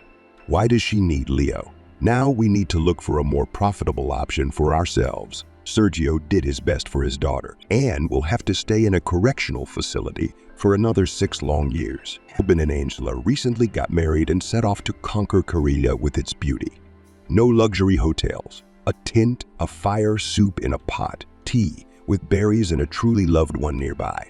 Here it is, happiness. Sergio became involved in charity work. The first creation was a school for talented children from disadvantaged families. The director of the school is now English and literature teacher Alice Johnson. Her youngest son, Stefan, learned to read early. He sits for hours in his mother's library at work. Recently, Alice took away a volume of Maupassant from him with the words, "It's too early for you to read, my young admirer of good literature." Alice herself has not yet found a man after her heart. There is no equal to Dennis, and therefore it is better to be alone than with just anyone. Everyone learned their own lessons from the fact that fate once confronted them in this world. Everyone drew their own conclusions from what happened. Life is a motley thing. "Yes," Charlotte replied. "I'm an investigator. Smith is my last name. I was handed the case of the attack on you.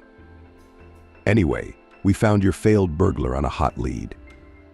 "And who was he?" "Recidivist, got out of prison 6 months ago for robbery, decided to pick up where he left off, didn't even change neighborhoods. He must have lost his touch while he was in prison, even forgot about the cameras. 2 hits in an hour, so we caught him quick. Now you're gonna have to make a positive ID." "Caught him so fast. What if he remembers me in the lineup?" "Look, he probably remembered you when he tried to steal the bag. However, for your peace of mind, we're going to take security precautions. You'll be looking at him through mirrored glass. He won't see you." "Good." Chuckles, "Then I'm calm." Charlotte replied, The investigator went back into the office and returned 30 seconds later. "Come in, everything's ready." Charlotte, worried, walked into the office. Along the whole wall, there was indeed a window with a man sitting behind it. "Excuse me, is he going to sit here alone?" Charlotte whispered to the investigator. "I thought that identification is when you have to choose among several people." "This is a different identification," Smith hissed back at her. "Not only can't he see you, he can't hear you, so you can talk in your own voice." "Good." Charlotte looked at the man behind the glass. He looked like that man, but he didn't look like that man, you see. He was wearing a hat and a scarf, and the scarf was all over his face, and only his eyes were visible. "Okay, hold on a second." The investigator went to his desk, opened a drawer, and took out a cellophane bag with his belongings. Then he went into the bright room where the alleged robber was sitting and handed him the things.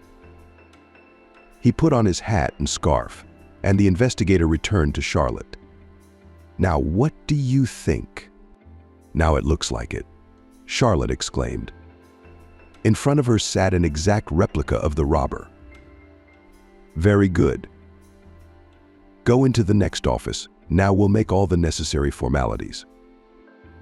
Charlotte went into the next room, and a minute later the investigator came in. "Please tell me, have you questioned him yet?" Charlotte asked. "We have, but what are you interested in?" Smith asked incredulously. "I just wanted to know, did he say anything about the client?" "What client?"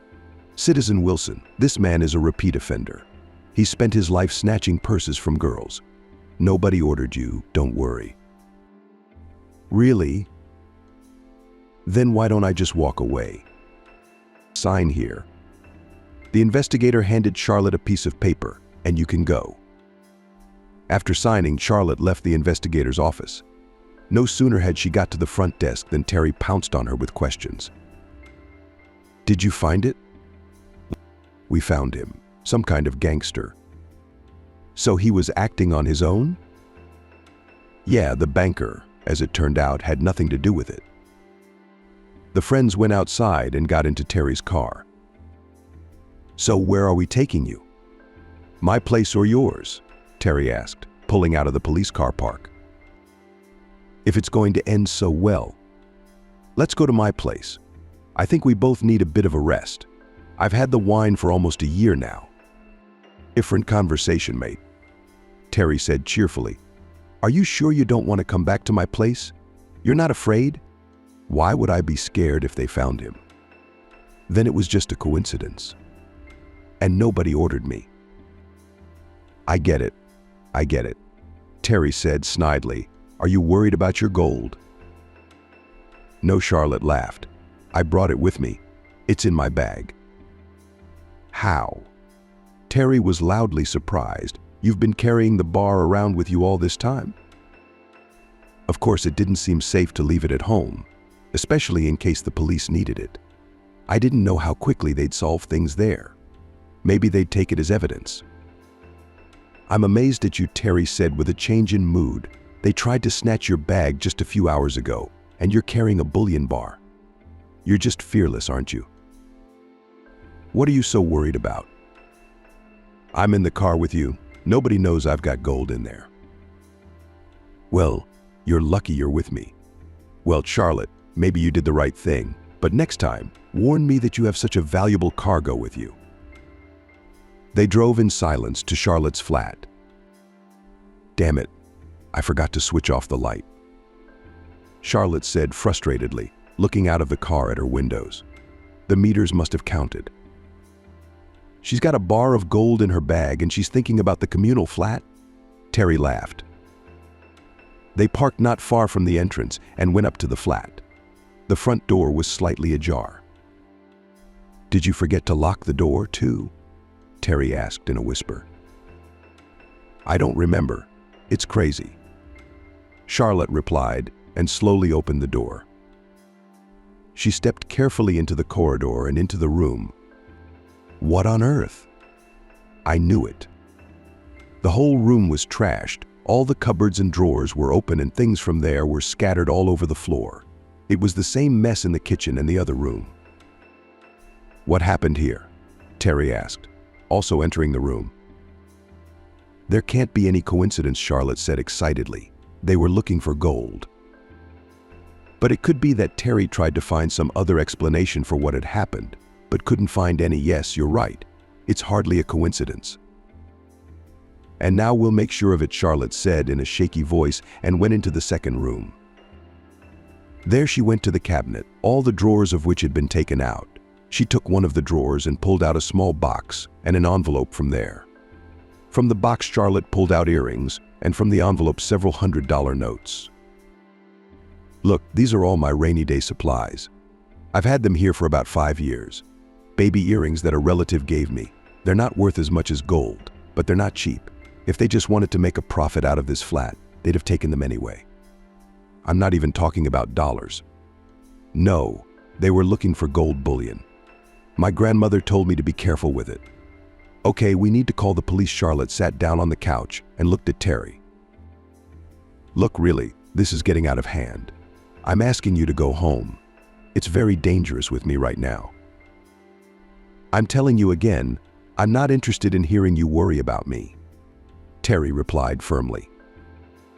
Then Charlotte got up and went to the front door. She closed all the locks that were on it and even bent a wooden mop to the handle, thus making an improvised lock. "Charlotte, was this lying here?" Terry asked from the room. What are you talking about?" Charlotte walked back into the living room and looked at her friend. Terry was standing by the desk. All the papers and typewriters that had been on it had been thrown to the floor. Only one small note remained on the desk. Charlotte walked over to the desk, picked up the piece of paper, and read what was written on it. "If you value your life in the slightest, take the gold back to where you got it from." Charlotte put the note on the table and covered her face with her hands. "Charlotte, what are you doing?" Terry came up to her friend and put her arm round her. "Now it's clear that it's the banker. Where you took it from is obviously a safe deposit box, so he got caught. He thought you'd get scared, bring the gold to the bank and he'd take it, but nothing. Now you'll tell the police, he'll be arrested and the adventure will be over." "I hope so," Charlotte whispered back. A few minutes later, the intercom rang. The police had arrived. The task force consisted of 2 operatives and an expert. "Hello, I'm Captain Morris. This is Lieutenant Commander White. Tell me, did you touch anything here before we got here?" "Yeah, a little," Charlotte replied. "Well, you'll still have to give your fingerprints to our expert so we can distinguish them from those of the criminals." The captain began questioning Charlotte while the senior lieutenant talked to Terry. The lieutenant did his job faster and Terry sat on the couch with Charlotte. The captain continued to ask his questions. "Do you suspect anyone? Has anyone threatened you?" "I've already been assaulted today and Investigator Smith was in charge of it. I thought there was some kind of liaison between officers on your force." "Look, we can have several attacks like this in a day, and we're not digitized yet." The captain opened a folder and began to sort through the papers. "Smith, you say?" "Yeah, got it." Morris pulled out some printouts and took a quick look at them. "Right, well, it's a bit clearer now. Although, to be honest, it didn't. So you suspect someone, remember?" "Yes. I think the banker from the bank is behind this." "The banker?" "You know, there's a lot of things I expected to hear, but not that. What could you possibly have done to stop the banker?" Charlotte told the captain about her trip to the bank, her inheritance, showed him the gold bar, and held out the note she had left. Who else could it be but him? Charlotte summarized the story. "Yes, it's very interesting." The captain examined the note from all sides. "Did anyone else know about the gold?" "No, just me and my grandmother, who's been dead for 6 months." "What about this girl here?" Morris pointed to Terry. "Terry? Oh, come on, she's my friend. And she found out about the gold after the attack." "So what if she's a friend?" The captain asked. "You know, I've had more than my share of this in my practice. What close people have not attacked each other? Are you out of your mind? Terry jumped up. I told you I didn't even know he existed. You just want to blame some random person. I get it. You're just bought by this bank, all of you. Sit down, please, Morris told her in a stern voice, and keep your temper in check. No one is bought by anyone, and no one is accusing you, and it's my job to suspect everyone, including you. But let me tell you something, Charlotte interjected. It's true. It's nonsense. Terry was with me the whole evening. She came to my aid at the first call. I don't want you to even suspect her. I'm sorry to say that your wishes don't determine our job. Well, I guess we'll get back to Terry. The captain paced the room and turned to Charlotte. There's something I'm having trouble with. What's not working for you? Charlotte asked. From her tone, she no longer had the energy to express surprise or indignation. Her voice sounded irritated and tired. Look, why would your banker set himself up like that? Leave a note, you might say, with the exact address, the bank that is. So perhaps he counted on the fact that I, frightened and frantically running back to the bank to give the gold, without even running to the police. That's right. Terry supported her friend. Maybe they have it all automated there? You check it out. We will. Morris looked at Terry with disbelief. So it doesn't work. Let's say you got scared and took the gold back to the bank. Then the banker gets into your safe deposit box and takes the gold for himself. Well, let's assume that the whole bank is in collusion and they intend to take your gold, and none of the security officers or just colleagues will ask your banker what he is doing. But still, the day will come when you will go to the bank to take your gold or just come out of shock the next day and run to complain to the police. Then a simple inquiry to the bank will reveal that there is no gold and the banker will be arrested. It's just one big, handmade setup. And if they have such a gangster scheme, why don't we have a single report in our department related to this banker and this bank branch in general? With that kind of approach to crime, they'd be as screwed up as they are on the first case. Don't you think that's a bit rubbish? Charlotte shrugged her shoulders helplessly and sighed. Is that why you suspect me? Terry, unlike her friend, continued to be active. I'm telling you, it's my job to suspect. All right, let's say you didn't know about the gold. Not supposing, but definitely, Charlotte whispered. I told Terry about the possible inheritance when I didn't know what was there. So you knew. Morris pointed his finger at Terry. You knew your friend had unexpected wealth. What difference does it make what's in there? Even if you didn't know about the gold, you knew that the box could hypothetically contain something expensive. And you told them to write the note to your forgeries to lead us on a wild goose chase to frame the banker. Isn't that right? Well, look, it's just something. Terry was furious. She couldn't get any coherent words out of her mouth. It's just a load of bollocks. Charlotte, who had a little more energy after she realized that the captain had taken her friend seriously, said instead, I distinctly remember what I told Terry at work today. I told her that there was some strange inheritance, but that it couldn't be anything rich, and that there must be some mistake. You'd have to agree that's hardly the sort of thing that would interest a criminal looking to make a fortune. Maybe. But then tell me, Terry, where were you when the flat was burgled? Well, I've already told your colleague everything. I was at the police station waiting for Charlotte. So you weren't near Charlotte, and you were technically able to make calls and send messages? Yes, Terry shrieked. I was running a gang of robbers from the police station and telling them which flat to rob over the phone. Are you a normal person? Tell me, please. You've got the story on a plate. Here's the banker. Here's the motive. Here's everything.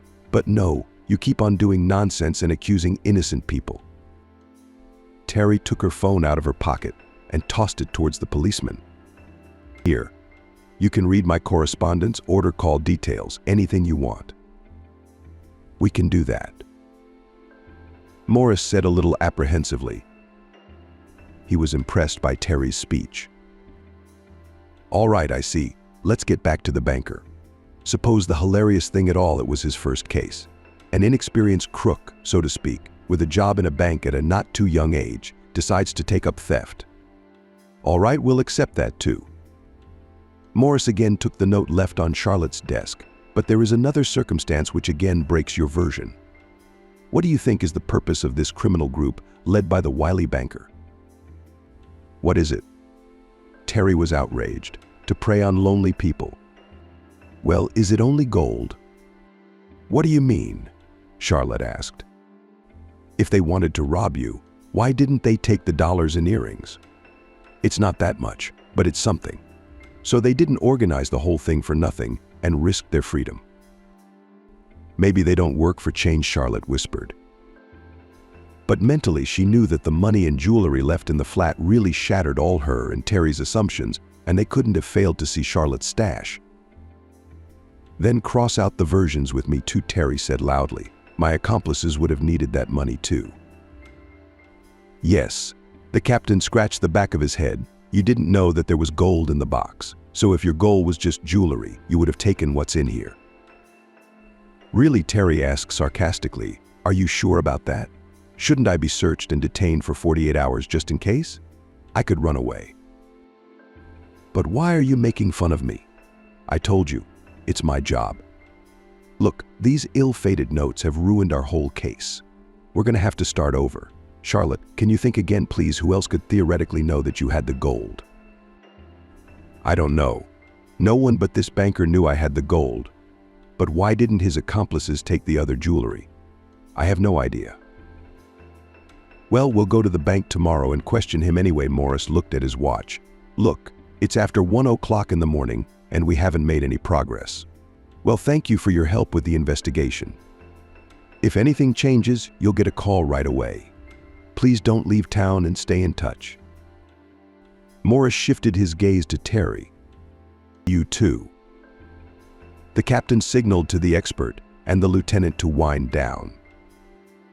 Charlotte stood up to escort the operatives out, but immediately stopped. Wait, Brown, I got it. I'm sorry. Are you all right? The captain was surprised by Charlotte's sudden realization. Can I get you some water? I realized why they didn't care about the rest of the jewels. They were tasked with finding the gold bar, and it was banker Christopher Brown who did it. Look, you and I have spent so much time sitting here talking, reasoning, making logic, making cause and effect connections, and now you're at it again. But no, it doesn't make common sense. Morris persuaded Charlotte, but she wouldn't listen to him. She was looking through the scattered things for her grandmother's letter, which was in the gold box in the bank. Is that what you're looking for now? Where is it? Charlotte couldn't find the cardboard envelope. I need a letter. Citizen, isn't that it?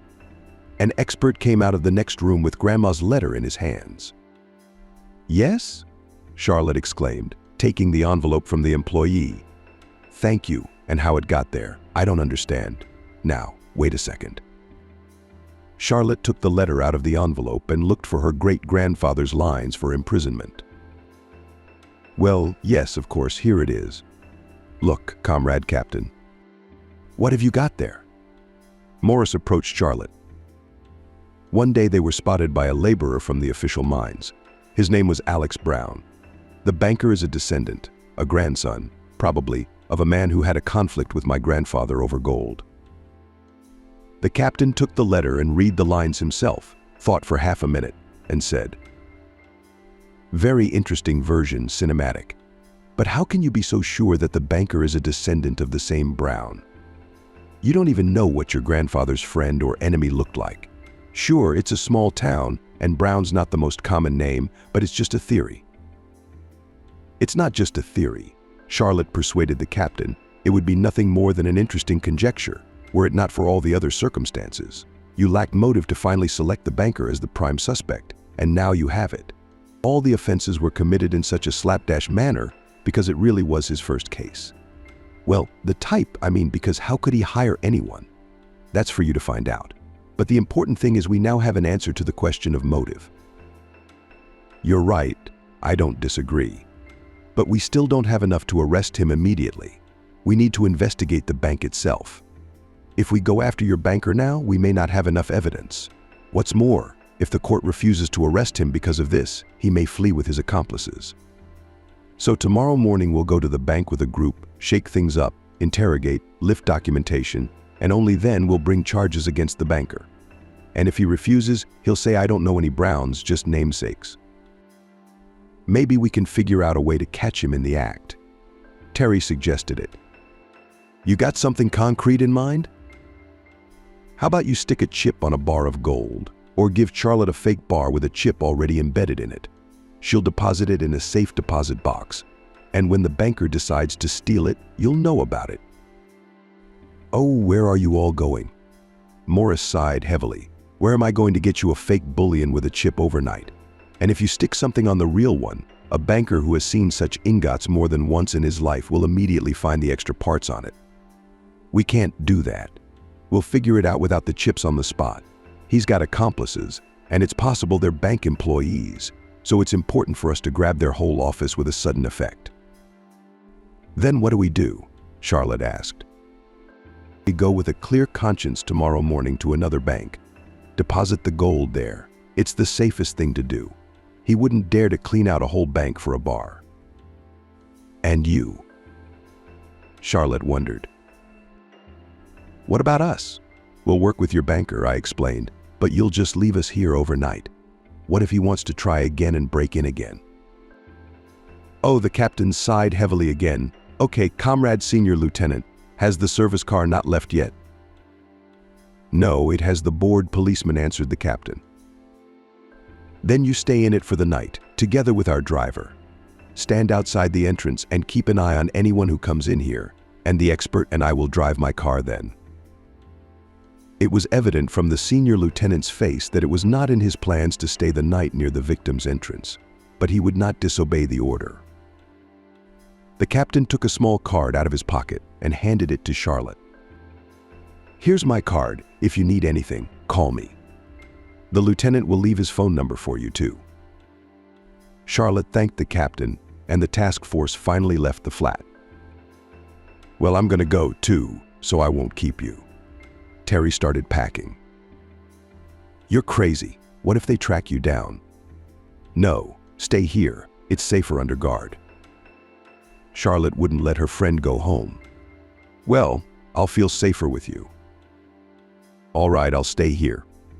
Terry went to the window to think that just a few hours ago, I didn't realize I'd be guarded by the police. What an adventure. Tell me about it. Charlotte also went to the window and looked down. A police car with its lights on was parked outside. They wouldn't believe you if you told anyone. But I still can't understand it. Terry moved away from the window and sat down on the sofa. Why couldn't you have gone straight to the banker's house and arrested him? There's motive, there's evidence. Maybe they were just too lazy to look for him. Maybe he doesn't live at his registered address. What then? We need to make an inquiry to the bank and talk to colleagues. And it's not easy to do that at night. So they're hoping to take him straight to the bank. I still don't like it. And if it's not his shift tomorrow, then what? I don't know. I don't want to get into this whole investigative thing. I just want it to be over soon. So do I, Terry said, and the friends were silent for a while. They stared at the wall and listened to the ticking of the grandmother's clock, each thinking about her own thoughts. At one point, Terry asked, "Now have you thought of what you're going to do with the gold when it's all over?" Why do you ask me that twice? Charlotte grinned. No, let everything be over first, and then I'll think about it. To be honest, I'm less and less happy about this wealth. I'll have to get rid of it sooner rather than later. Yes, it doesn't bring you happiness, but that's for now. So don't be discouraged. We'll solve everything. The friends began to get ready for bed. Charlotte made Terry's bed in the other room, and she wanted to lie down on the sofa in the living room. Having already switched off the lights, Terry said, "Look, thank you." For what? Charlotte didn't understand her friend. Well, when that captain started to suspect me, you didn't even listen to him. You stood up for me. It took me a split second to realize you'd believe him. I had no choice to suspect my mate of robbery. He's a cop. He's so confident in his theories. I'd have believed I'd organized the whole thing. The night passed without any adventures. Either the criminals were afraid of the police car near the entrance, or they were not going to do anything else today. In any case, the friends managed to get a good night's sleep after a hard day. The next morning they decided to go to another bank to deposit the gold. Charlotte thought for a long time, but did not dare to call the captain to ask how things were going with the capture of the banker. She didn't want to distract the policeman from his business. Terry went straight to the window. "Charlotte, they've gone," she said excitedly. "Maybe they've caught them all and we're out of danger," Charlotte suggested timidly, glancing at the empty parking space by the driveway. "Well, let's get the bullion sorted out quickly, and then we'll call Morris." The friends packed up and walked down to the car. Terry drove very carefully, as if she was driving for the first time, and was afraid of hitting someone. "Can't you see there's no tail?" she asked Charlotte worriedly. "No, it's all right. Go on," Charlotte replied calmly, looking carefully through all the windows. But no sooner had the car left the courtyards and entered the main street than it was struck in the side by an old car. Two young men got out of it, approached Terry's car, and started pounding with their hands, demanding to open the door. "Stay where you are," Terry said loudly, checking that the car doors were locked. I'm sitting. Charlotte pulled out her phone and began frantically dialing the captain's phone number. At that moment, one police car and one civilian car pulled up to the scene of the accident. The post operatives who came out of there quickly rounded up the two assailants and placed them in the police car. One of the operatives was Captain Morris, who approached Terry's car. Terry didn't immediately realize that she had to open the door, but she let the policeman into the back seat. "Girls, I apologize for putting you through this, but there was no quicker or more efficient way to catch the accomplices red-handed."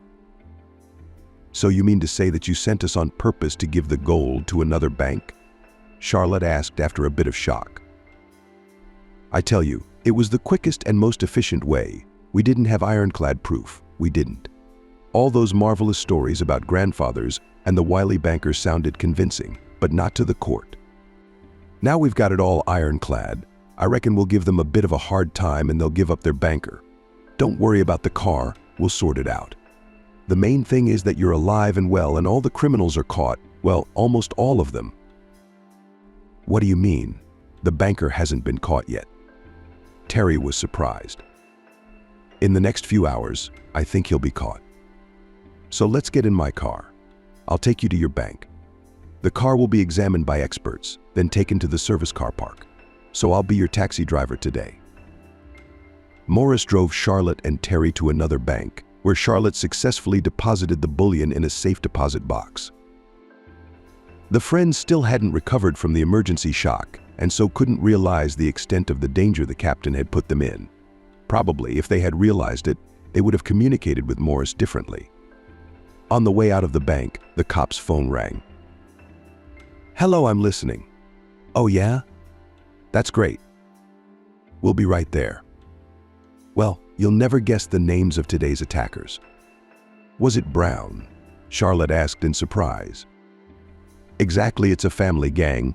The attackers are your banker's brother and nephew, who just ratted him out. We have information that Christopher Brown is on shift today. So I suggest we go right now to apprehend him." 10 minutes later, the captain's car with Charlotte and Terry was already outside the bank where Christopher Brown worked. Another police car was already parked in front of it, and the officers, along with the senior lieutenant, were waiting for a command from the captain. "You two," Morris looked at the officers, "go to the service entrance of the bank. The lieutenant and I will go in the front."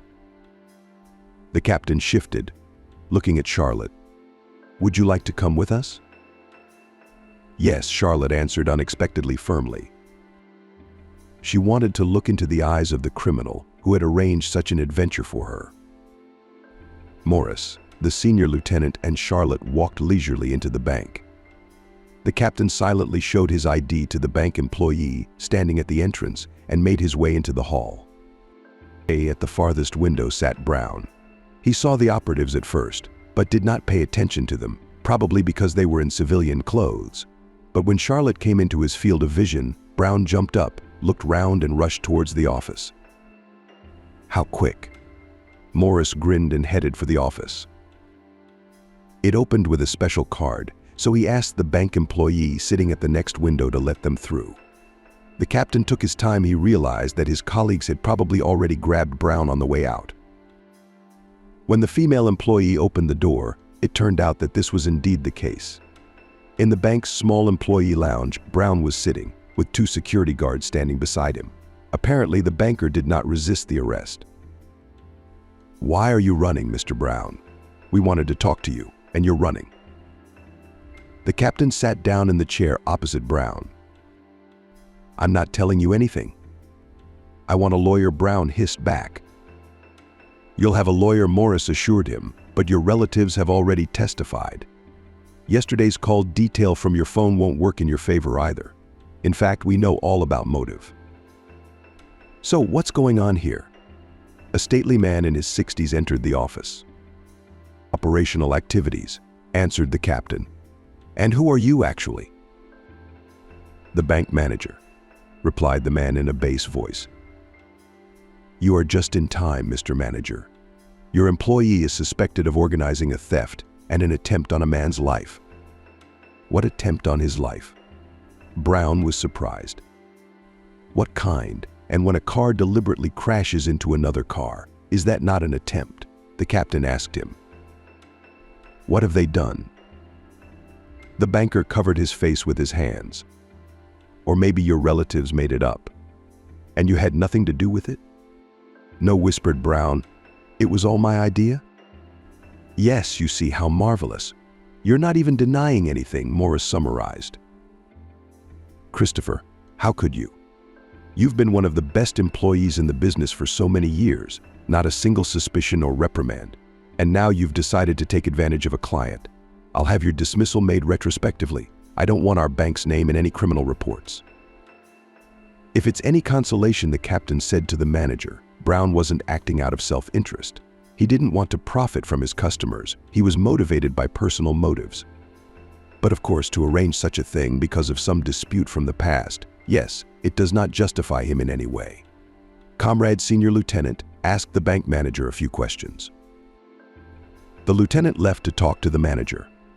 Only the captain, Charlotte, and the banker remained in the room. The sentries stood near the entrance. It was not just a dispute from the past, the banker began to say. It was a matter of honor, family honor. He looked at Charlotte intently. "Your grandfather framed my grandfather and took away what was rightfully our family's." "What are you talking about?" "I know the story. My grandfather didn't set anyone up. Your grandfather ratted on him, which is why my grandfather went to jail." "Of course, who would tell you the truth?" "Listen to me. Your grandfather simply took the gold that my grandfather made. At first, mine managed to establish some justice and helped your grandfather to go to prison, but he did not return the gold. So when my grandfather came back to ask for his gold after he was released, your grandfather set him up, faked an attack on himself, wrote something to the police, and that was it. By that time, my grandfather worked almost all the time at distant mines and mine sites, and his health was badly shaken. Of course, he couldn't stand the prison term and died. And then I saw your surname, saw the gold, clarified the personal data of your grandmother, and everything became clear to me at once. I called my brother, and we hatched a plan to get the gold from your flat. I gave him and my nephew the address. They drove there and waited for you. You won't believe this, but they witnessed the attack on you. So the 2 men who approached me during the attack were your relatives?" Charlotte wondered. "Apparently, yes, that's what they told me. Then my brother and nephews waited for you to leave home and started looking for gold. They didn't find it. We realized that the day after it happened, you would definitely go to another bank to deposit the gold. So we decided to go as radical as possible. They weren't supposed to hit you. I'm sure it was an accident. The plan was simply to stop the car and ask for the gold. Asking well thought out, I'll give you that. We didn't want to put your life in danger, but your family's honor. Uniforms, the captain shouted. Take this one down to the station. The cops led Brown away, and the captain and Charlotte walked out the service entrance and stopped. Wait, I don't understand. Who was the first attacker who tried to take my purse from my doorstep? Just a robber, Morris answered. Coincidence, it would have been a surprise if he'd been able to snatch your purse and seen the gold in it. Yeah, so the people who rescued me were going to rip me off. Charlotte sighed heavily, and there's more to the story. Why should I believe him over my grandmother? You don't have to believe anything. The captain reassured Charlotte. Both versions have a right to exist. But if Brown sincerely believed that my grandfather framed his grandfather, then his reaction is understandable. There are plenty of mitigating circumstances in this case: personal motive, recklessness, and the fact that he saved you from the first robber. But still, they committed a crime, and they'll get the punishment they deserve. I don't think they'll be in jail for very long, but a couple of years for sure. Well, we'll see what the court decides. All right, Terry, I think we're expected back there. It's been a while since then. The court took into account all mitigating circumstances and sentenced the banker and his brother and nephew to 1.5 years in a penal colony. After the trial, Charlotte decided to go to the bank again, only to the bank where she had deposited the gold. After leaving the bank, Charlotte called Terry and offered to meet her at her house. An hour later, the friends were sitting on the sofa in the living room, drinking tea. Well, I reread Grandma's letter and thought it over. Indeed, it was dangerous to own gold, so I decided to get rid of it. What? Terry was surprised. You sold the bullion? Yes. Charlotte stood up, went to her bag and pulled out a puffy envelope. This is for you. For me, Terry took the envelope in her hands and pulled out a wad of notes. You. Let's just say it's for car repairs. But the insurance pretty much covered it. So it's just for moral damages. You've suffered so much because of me. I can't imagine how you felt when you suffered so much because of my problems. Come on, mate, it's an adventure. My life is home, work, home, work, home, work, home, work, and this is some variety. You feel needed, don't you? I haven't felt as much emotion in the last 5 years as I did that day. So how could I refuse to help you? You couldn't. I didn't even think you could say no at the time. So I'm asking you to take this envelope. Consider it another personal favor. Ah, thank you. Terry carefully put the envelope into her bag, and the rest of it, have you finally thought of where to spend it? She asked and laughed. Yes, this time, yes, Charlotte replied, smiling. You've been thinking for a long time, so where to go? Really into property. I've heard that the market is down now and you have to act fast. No, not property, Charlotte said calmly. But in shares? Well, you're kidding. I don't know anything about them, but you've always been a smart girl. And not in stocks. Then where? You see, this money, this gold has really very controversial origin. Of course, I believe every word of my grandmother, but some of the information she may not know. That's why I didn't dare to spend the money just to enrich myself. There is a fund called Singing Hearts. It helps sick children. It seemed right to me to send the rest of the money there. I live alone, I have a salary and a flat. And they need the money badly. I think this will be the best final chord in the half-century-long dispute between the two families.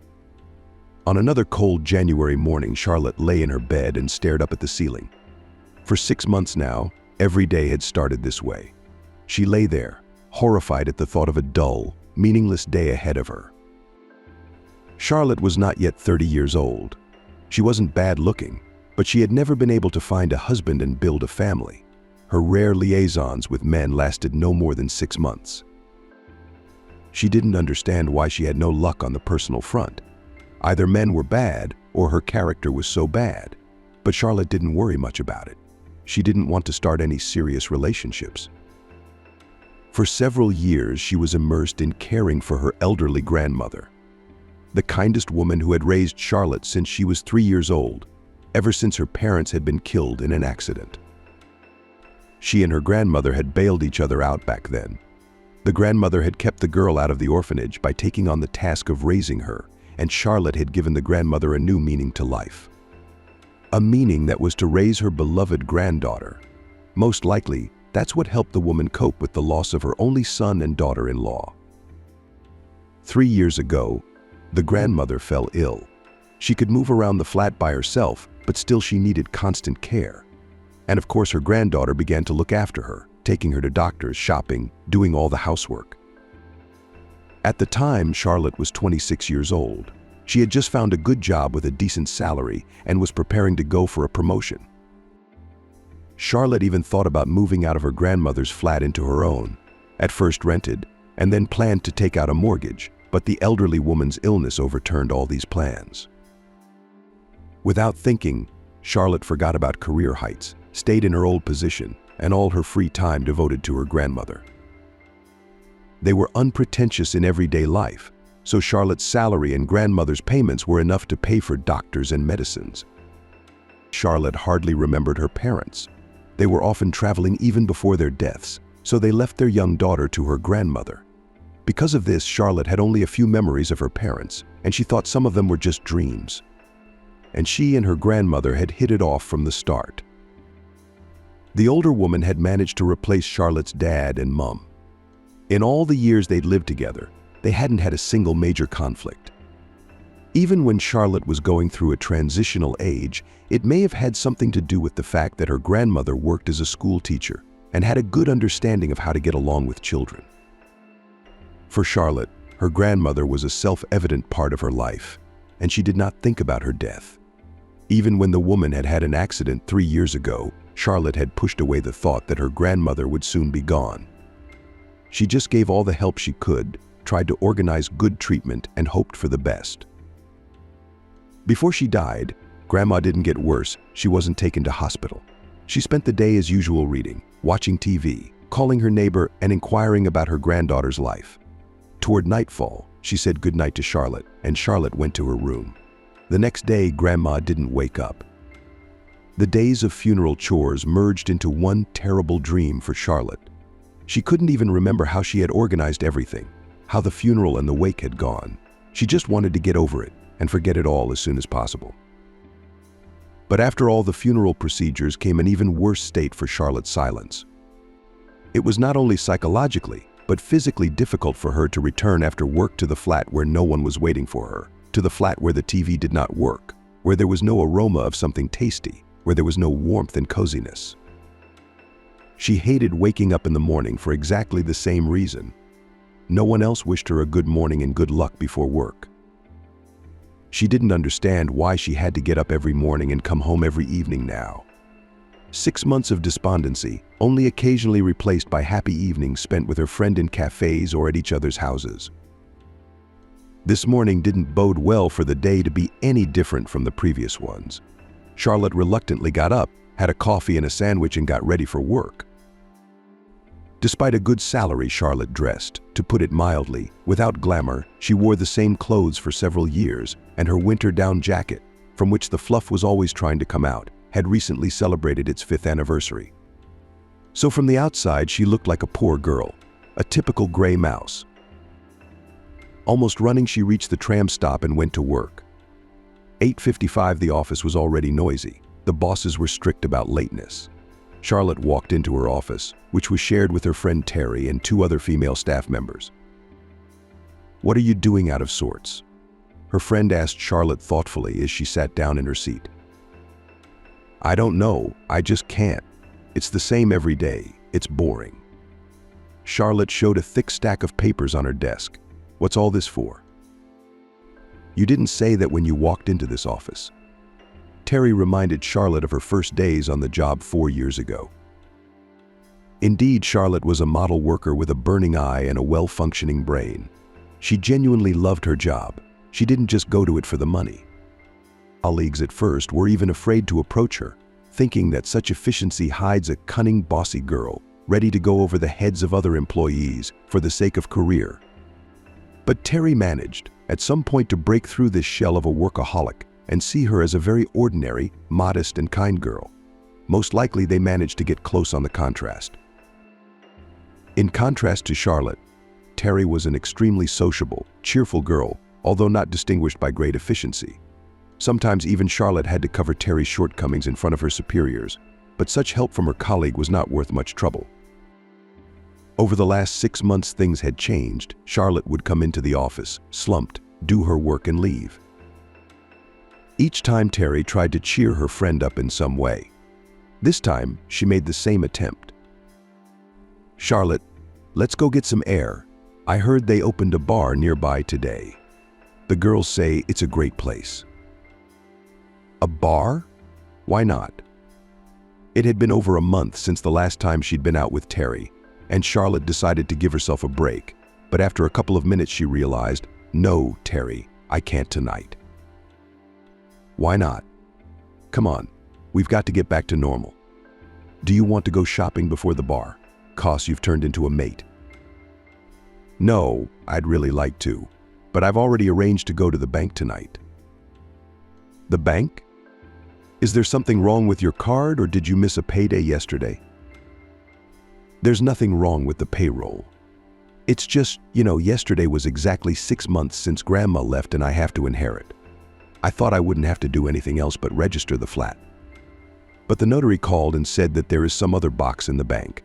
I'm going to go find out what it is today. So let's reschedule the bar for tomorrow, for example." "Okay." Chuckles, "If it's a good idea, sure, maybe I'll go with you just in case. You're going out of the bank alone tonight, it's dangerous." "Don't worry, I'll go by myself. There won't be any diamonds there. My grandmother lived poorly, worked as a school teacher. I wouldn't be surprised if there was some mistake and the bank just turned me home, for example. They mixed up the safe deposit box and it wasn't really my grandmother's. Like, whatever." The friends finished talking and got to work. The day passed routinely. The boss in the office came only once, politely asked Terry to correct errors in the report, and left. And Charlotte periodically returned to that mysterious safe deposit box. Before she told Terry about it, the girl had not thought much about inheritance and perceived the forthcoming trips to the bank as an ordinary bureaucratic procedure. But now it didn't seem so ordinary to her anymore. If it's not a mistake, what could be lying there? Perhaps some family jewelry. But then why such a strange place, a safe deposit box? Jewelry is usually kept at home to be looked at or worn. That's what jewelry is. This is a safe deposit box. Charlotte couldn't even remember the last time her grandmother had been to the bank, probably before her illness. Anyway, the closer it got to the end of the day, the more interested Charlotte became. Finally, the clock showed 6 p.m. and all the staff, as if on cue, began to pack up to leave. Charlotte was not usually one of them. She could stay in her office alone until 7, 8, and sometimes even 21 in the evening. Since her interest in work had been lost, she had given that up and started to congregate with everyone else.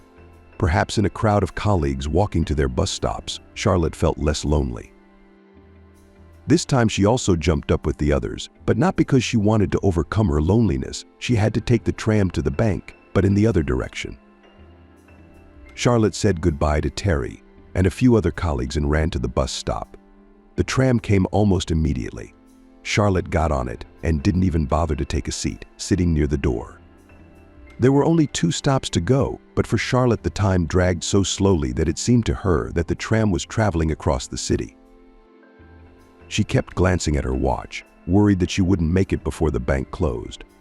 It closed at 7 p.m., which was why Charlotte was so worried. When she got to the right stop, Charlotte jumped off the tram and ran to the bank. Fortunately, it was still half an hour before closing time. The girl took a little breath and entered the premises. Taking a number in the electronic queue, Charlotte didn't have to wait long. At this time, there wasn't particularly anyone else in the bank anymore. Charlotte went to the right window and sat down beside it. The banker, a full-bodied man in his 40s, was obviously going home early and was already putting things in his briefcase. "Hello." Charlotte said hello and took out her documents from her bag. "Hello," the banker said, glaring at Charlotte with a grudging look. "I need access to a safe deposit box." "You." The man leaned slightly out of the window, looked at Charlotte again, now more carefully. "Why do you need a safety deposit box?" "I want to see what it looks like," Charlotte replied irritably, looking at the banker's name tag, which read Christopher Brown, Senior Officer in gold letters. "Christopher, don't you know what a safe deposit box is for?" "Don't be rude, girl." The banker replied sternly, "Give me the number of the safe deposit box and a passport." The banker looked through the passport, wrote down some data, entered the number of the box into the computer. "This box is not in your name," said the man in the same stern tone. "That's right, not in my name. The box belonged to my grandmother. She passed away 6 months ago, and I inherited it. Here's the inheritance certificate." Charlotte handed the paper to the banker. "It says that the box was owned." The banker twirled the certificate, looked at the passport once more and went somewhere else. 2 minutes later he came back and said unhappily, "All right, follow me." Charlotte went with him into another room. The banker opened a heavy metal door, behind which there were hundreds of cells of different sizes. The man looked around and went to one of the boxes. He stuck a small key in the keyhole and opened the lock. Sighing heavily, he reluctantly looked into the cell and was stunned. After standing for a couple of seconds, in a quiet voice he was able to say, "Please come over, the box is open." Charlotte slowly approached the box, as if she wanted to pull a little intrigue, and there was a lot to pull for. In the box was a bar of gold. "Can I take it?"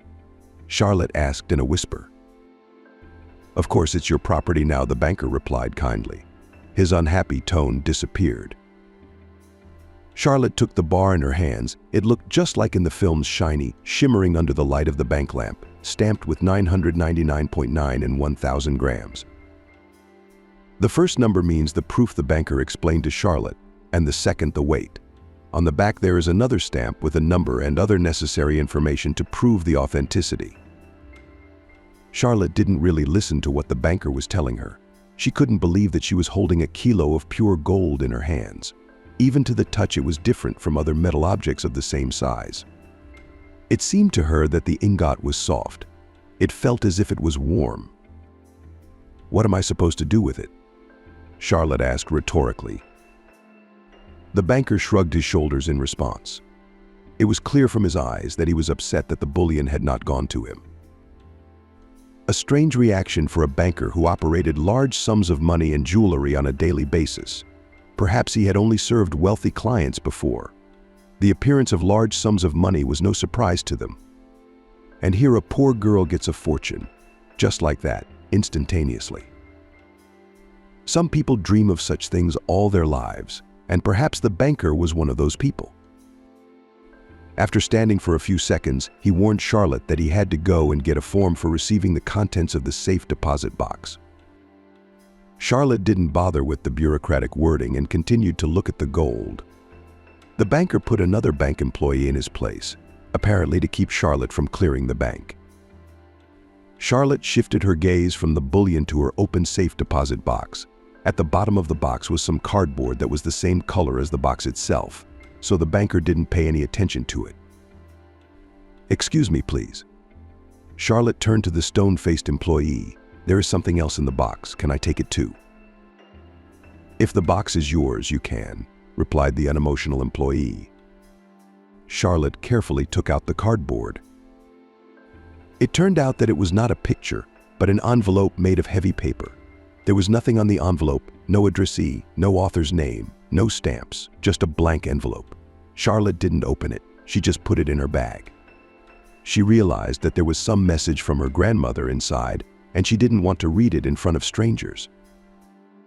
"Before you leave, you will need to sign some papers," the banker suddenly returned. Charlotte: "Sure. Where do I have to go?" "It's protocol to sign right here. But do you really want to take this with you?" The man gently ran his hand over the ingot. "Why do you ask?" Charlotte was surprised. "Would it be safer to leave it in the safe deposit box, or do you want to sell it right now?" "No, I have all my accounts in another bank, and I think that's where the bullion should be deposited in the near future. I like things to be in their proper place." For a few minutes, Charlotte thought that it was really safer to leave such wealth in the bank. But it wasn't just the desire to move the bullion to another bank that possessed her. The little gold brick had a magical attraction, and Charlotte did not want to give it back so immediately. She wanted to look at it again, put it somewhere at home, maybe even show it to a friend. "As you wish. It's your right," the banker said quickly. "Follow me." Having completed all the bureaucratic procedures with the registration of the bullion, Charlotte went home. She didn't want to take the tram with the gold, so she called a taxi. During the journey, Charlotte had a twofold feeling. On the one hand, she was almost in euphoria at the realization that she was carrying $100,000 in her bag. On the other hand, she was intermittently panic-stricken. She kept squinting at the taxi driver, drawing in her mind plots in which he would take her out into the woods and take the bag away. Then Charlotte looked out of the window carefully to see if the taxi driver was taking her on the right road. "Tell me, why are we going this way?" Charlotte asked when the car turned off the avenue that ran along the tram tracks. "There are repair works ahead," the taxi driver answered calmly. "Half an hour in the traffic jam, but this way we'll go round the courtyards quickly." Charlotte's heart began to race, and it became difficult for her to breathe. After a couple of minutes, she managed to pull herself together. She took out her phone and dialed 112 in advance. Charlotte looked at the road even more carefully. It was dark outside, and it was hard to see anything. She moved to the middle of the back of the car and looked out the driver's window. By the light of the headlights, she recognized a small street that ran along the main avenue. It was just over a kilometer from home. Charlotte calmed down a little and moved back to the passenger door.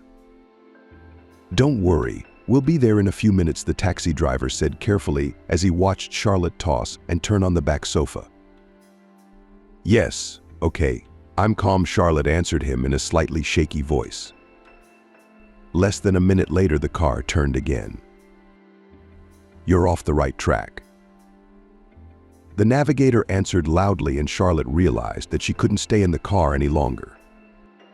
"Stop here, please," she shouted. "How here?" "We've only got a little bit to go," the taxi driver replied calmly. "I know, but I need to get out here right away." "Okay, whatever you say." The taxi driver sighed heavily and stopped the car. Charlotte quickly slipped the fare money into the taxi driver's hands and got out of the car. Almost at a run, she headed towards her house. It was indeed a short journey, but the second strange turn seemed too suspicious to Charlotte. She ran along the same street that ran along the avenue and soon saw that a road service was standing on it, with a fenced pit dug right in the middle. The workmen were changing a pipe which ran across both the avenue and this street, and so there was nothing suspicious in the taxi driver's sudden turns. He was, however, looking for the easiest way to get to Charlotte's house. Charlotte breathed a sigh of relief and walked towards her house with a quiet step. She even felt a little ashamed of her overcautiousness. How could the taxi driver even know that she had something expensive in her bag? Yes, sudden riches rarely lead to good things. It wasn't long before Charlotte saw her 5-story building on the horizon. Just as she turned into the courtyard, someone tugged her purse sharply, but Charlotte held it firmly in her hands. She turned round and saw a man with a hat and a scarf wrapped around his face. He was pulling the bag towards him, but Charlotte had no intention of letting go. She started screaming loudly.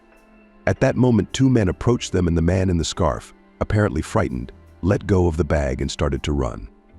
No one caught up with him. The men approached Charlotte. "Are you all right?" one of them asked fearfully. "Yes, I'm fine, thank you," Charlotte answered after catching her breath.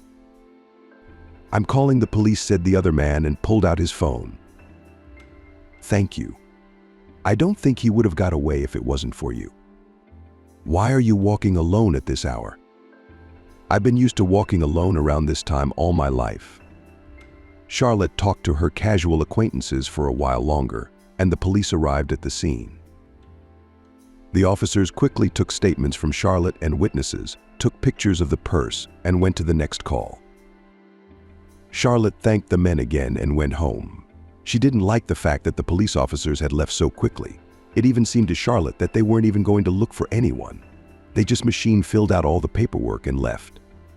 She realized that the police had a heavy workload, but they could have at least taken her to the station so that the experts could fingerprint the bag, draw up a sketch, and do all the other things they usually did in detective shows. Almost immediately, however, Charlotte remembered that the man was wearing gloves, and there was probably no point in fingerprinting her bag. She went up to the first floor, entered the flat, and felt fear again, a very real animal fear for her life. What if the perpetrator decides to come back? After all, if he attacked Charlotte outside her very house, that means he knows her home address. Alexandra pulled out her phone and selected one of the contacts. "Hello, Terry, come to my place soon, please. I'll explain everything later. But it's really hard for me to be alone right now. Thank you. I'll be waiting." Charlotte was afraid her friend had gone to the bar and wouldn't have heard her call. But judging by the background, Terry had gone home after work. Essentially, Charlotte had no one else to turn to for help. Her childhood friends had moved away to different cities, and Terry was the only person she had left who was truly close to her. When her friend agreed to come over, Charlotte felt much calmer. She made some tea and sat down on the sofa. Charlotte put her bag next to her. After taking a few sips, she took the purse in her hands, carefully undid the zip and opened it. The bullion was in place. Before she did so, it occurred to her that there might not be any gold in the purse. After the attack, Charlotte hadn't even checked to see if the man had taken anything, but it was all right. Charlotte didn't bother to take out the bullion. She zipped up the bag and set it back on the couch. What could it have been? She thought about the incident. Maybe it was just an accident. No, I don't believe in such accidents. Right outside my house, a thug purposely tried to snatch my purse. There's no such thing as coincidence. Then who set him on me? The only person who knew I had the bullion was Christopher the banker.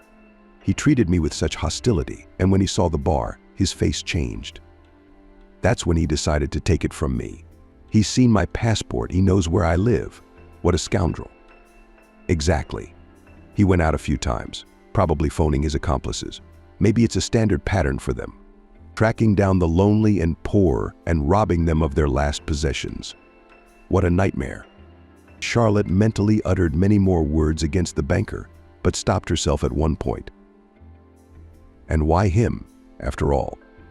Didn't anyone else know that she might have something expensive in her bag, like the other bank employees or Terry? Charlotte had told her she was going to the bank to collect her grandmother's inheritance. No, that certainly couldn't be it. She'd known her friend for so many years, and she'd never shown that she was capable of something like that. Yes, Terry doesn't have iron discipline. She has a rather infantile attitude to life, but to commit a crime, and against whom? Against her best friend. Charlotte immediately rejected this version. After sitting for a while longer, Charlotte remembered the letter. She opened the inside pocket of her bag and took out an envelope. Carefully unsealing it, Charlotte took out a quadruple folded A4 sheet of paper and unfolded it. Just as Charlotte had expected, it was a letter from her grandmother, in very beautiful handwriting, in black ink. The following lines were written out. Dear Charlotte, if you're reading this letter, it's probably been over 6 months since I've been gone. I am writing this to you at a time when you are studying hard for your first university exams.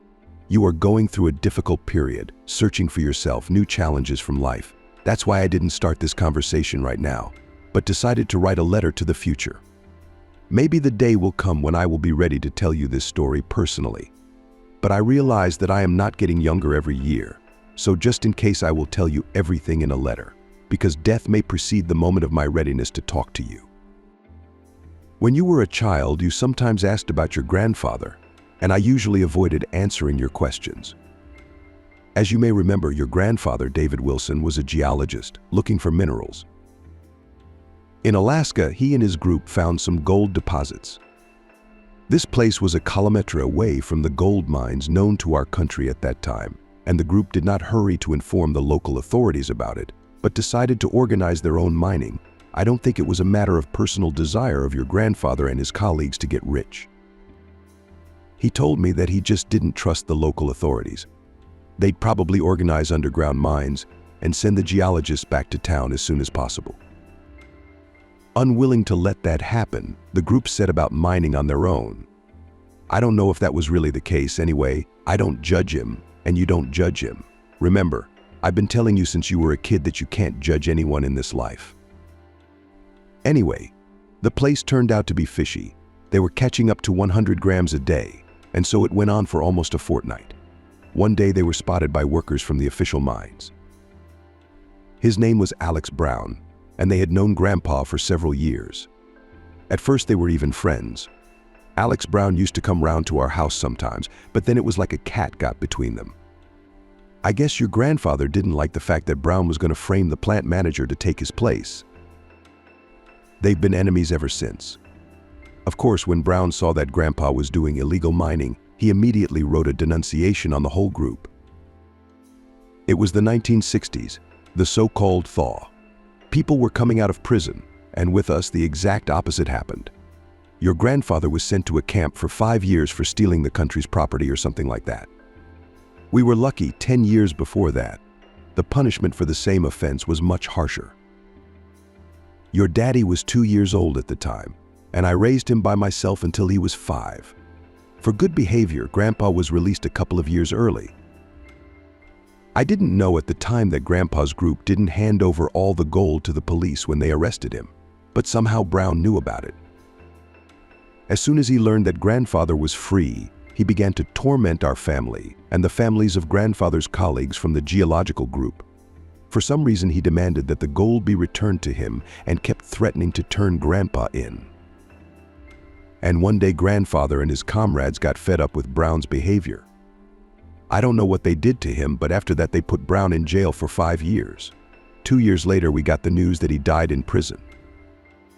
From then on, we lived like a normal, ordinary family. My grandfather tried not to remember about the years spent in prison, and I did not remind him. 30 years passed, the government changed, and it was the time when everything was possible. We were excited about your birth and forgot about what happened 30 years ago. But soon Grandpa fell ill. He was still on his feet, but realized he didn't have long to live. One day, when he and I were alone in the flat, your grandfather pulled back the cupboard, cut a piece of linoleum with a knife, and from under the floor wood, took out some paper bags. He opened them up and laid out many middle pieces of gold on the table. They were dirty, unformed lumps, as if they had just been pulled from a mountain stream. I realized that back then, in the 60s, he had never given the authorities the gold he had mined. That same day we took the jewelry to the smelter. We were not even asked where we got such wealth from. In the end, the gold was melted down to a kilogram bar. There was even a little bit left over. This remaining part helped us a lot in the 90s, so we never had any problems with how, for example, to get you ready for school. 6 months later, Grandpa died. I kept that bullion in the cupboard under layers of old bed linen. I even forgot about it for a while. But now I realize it's a bad idea to keep jewelry in my underwear, and I need to take it to the bank. I don't know if I dare tell you all this in my lifetime, probably not. Please forgive me for not being frank enough with you, but there are some things you shouldn't rush into. Now you know about not the easiest thing in our family's fate. I hope you react to it with understanding. Be careful with the gold. A flock of kites likes to swoop down on sudden riches. Take care of yourself. Love you, and kisses always, your grandmother. With tears in her eyes, Charlotte finished the letter. Of course, she had no thought of offending either her grandfather or her grandmother. Charlotte walked over to the cupboard that had been against the wall all her life. With difficulty, but she managed to push it back a little. She squatted down and examined the linoleum. Right next to the skirting board, Charlotte saw these very grandfatherly cuts. She wanted to see what the hiding place under the floorboards looked like, but at that moment the intercom rang.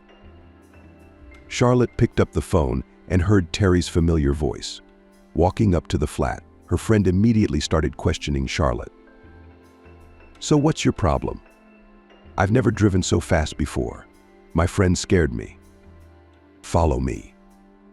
Charlotte answered her quietly and went into the room. She put her friend on the sofa, silently took her bag, opened it, and took out a bar. Look. What's this? Terry darted her eyes out and didn't take her gaze off the gold. A kilogram bar, pure gold.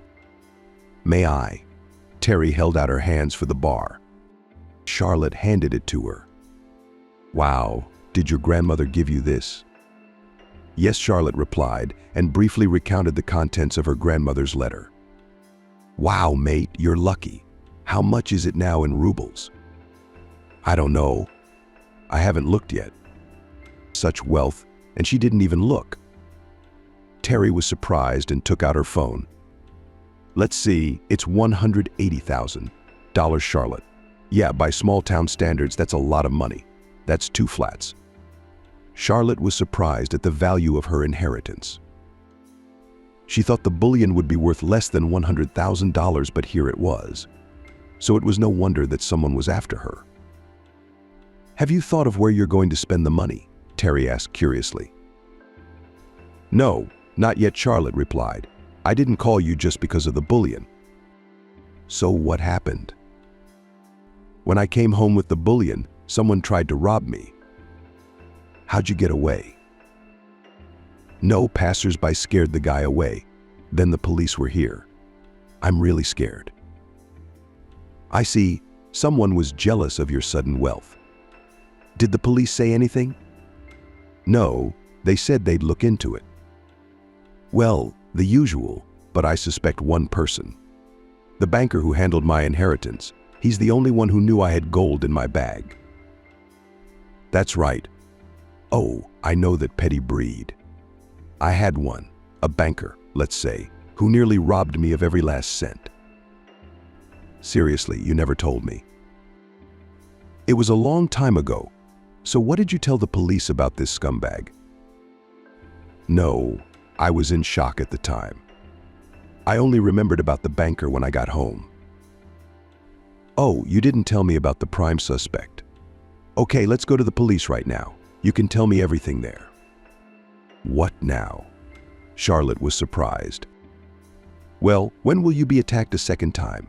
Or when that banker is on holiday somewhere in the Canary Islands? Let's go, now. What if you think it needs to be done so urgently? Charlotte got up from the sofa and started to get ready, but soon stopped. Wait, Terry. Charlotte sat down and asked her friend to sit down. Listen, I didn't think at all. Maybe I shouldn't have dragged you into all this. You see, it's very dangerous. At any moment, they'll want to do it again. Attack me, break into my flat. I don't want you near me at that moment. Cause they could do the same to you. And I don't want to hear any more of that, Terry said sternly. If they come after the two of us, it'll mean only one thing: we'll fight back. So, mate, don't worry about me. We've been through this before. And as for the flat, they probably know your address. The bank has all the details. Well, then what we'll do is, after the police station, we'll go to my place. You'll stay at my flat for the duration of the investigation. They don't know my address. Thank you very much. The friends hugged and walked downstairs to Terry's car. On the way, Charlotte thought about Terry and her courage. She hadn't even raised an eyebrow when she knew they could be in danger right now. Charlotte chastised herself for being suspicious of her friend.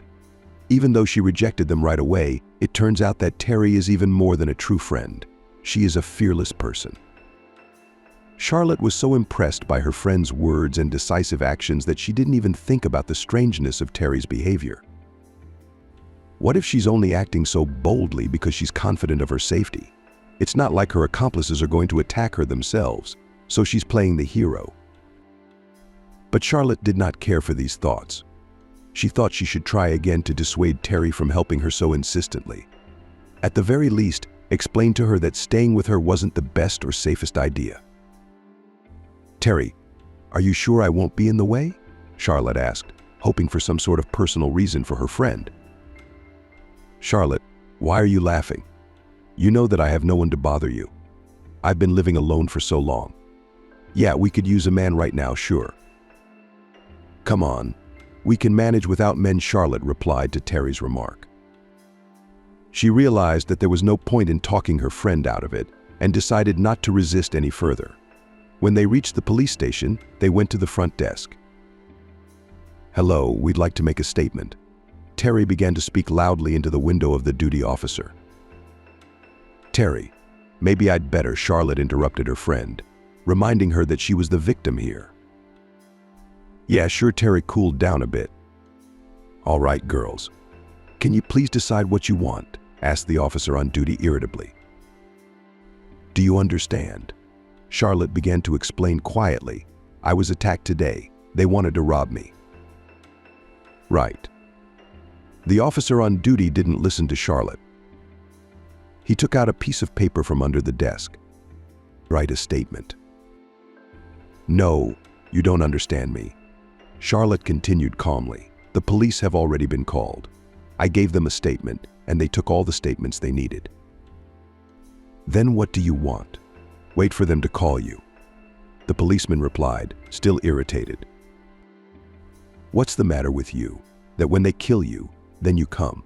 Terry jumped in. "Can you listen to the man, or are you going to interrupt him every 10 seconds? "So, woman, who are you anyway?" The officer turned to Terry. "Do you want me to take you out?" "You don't need to take anyone out." Charlotte modestly stood up for her friend.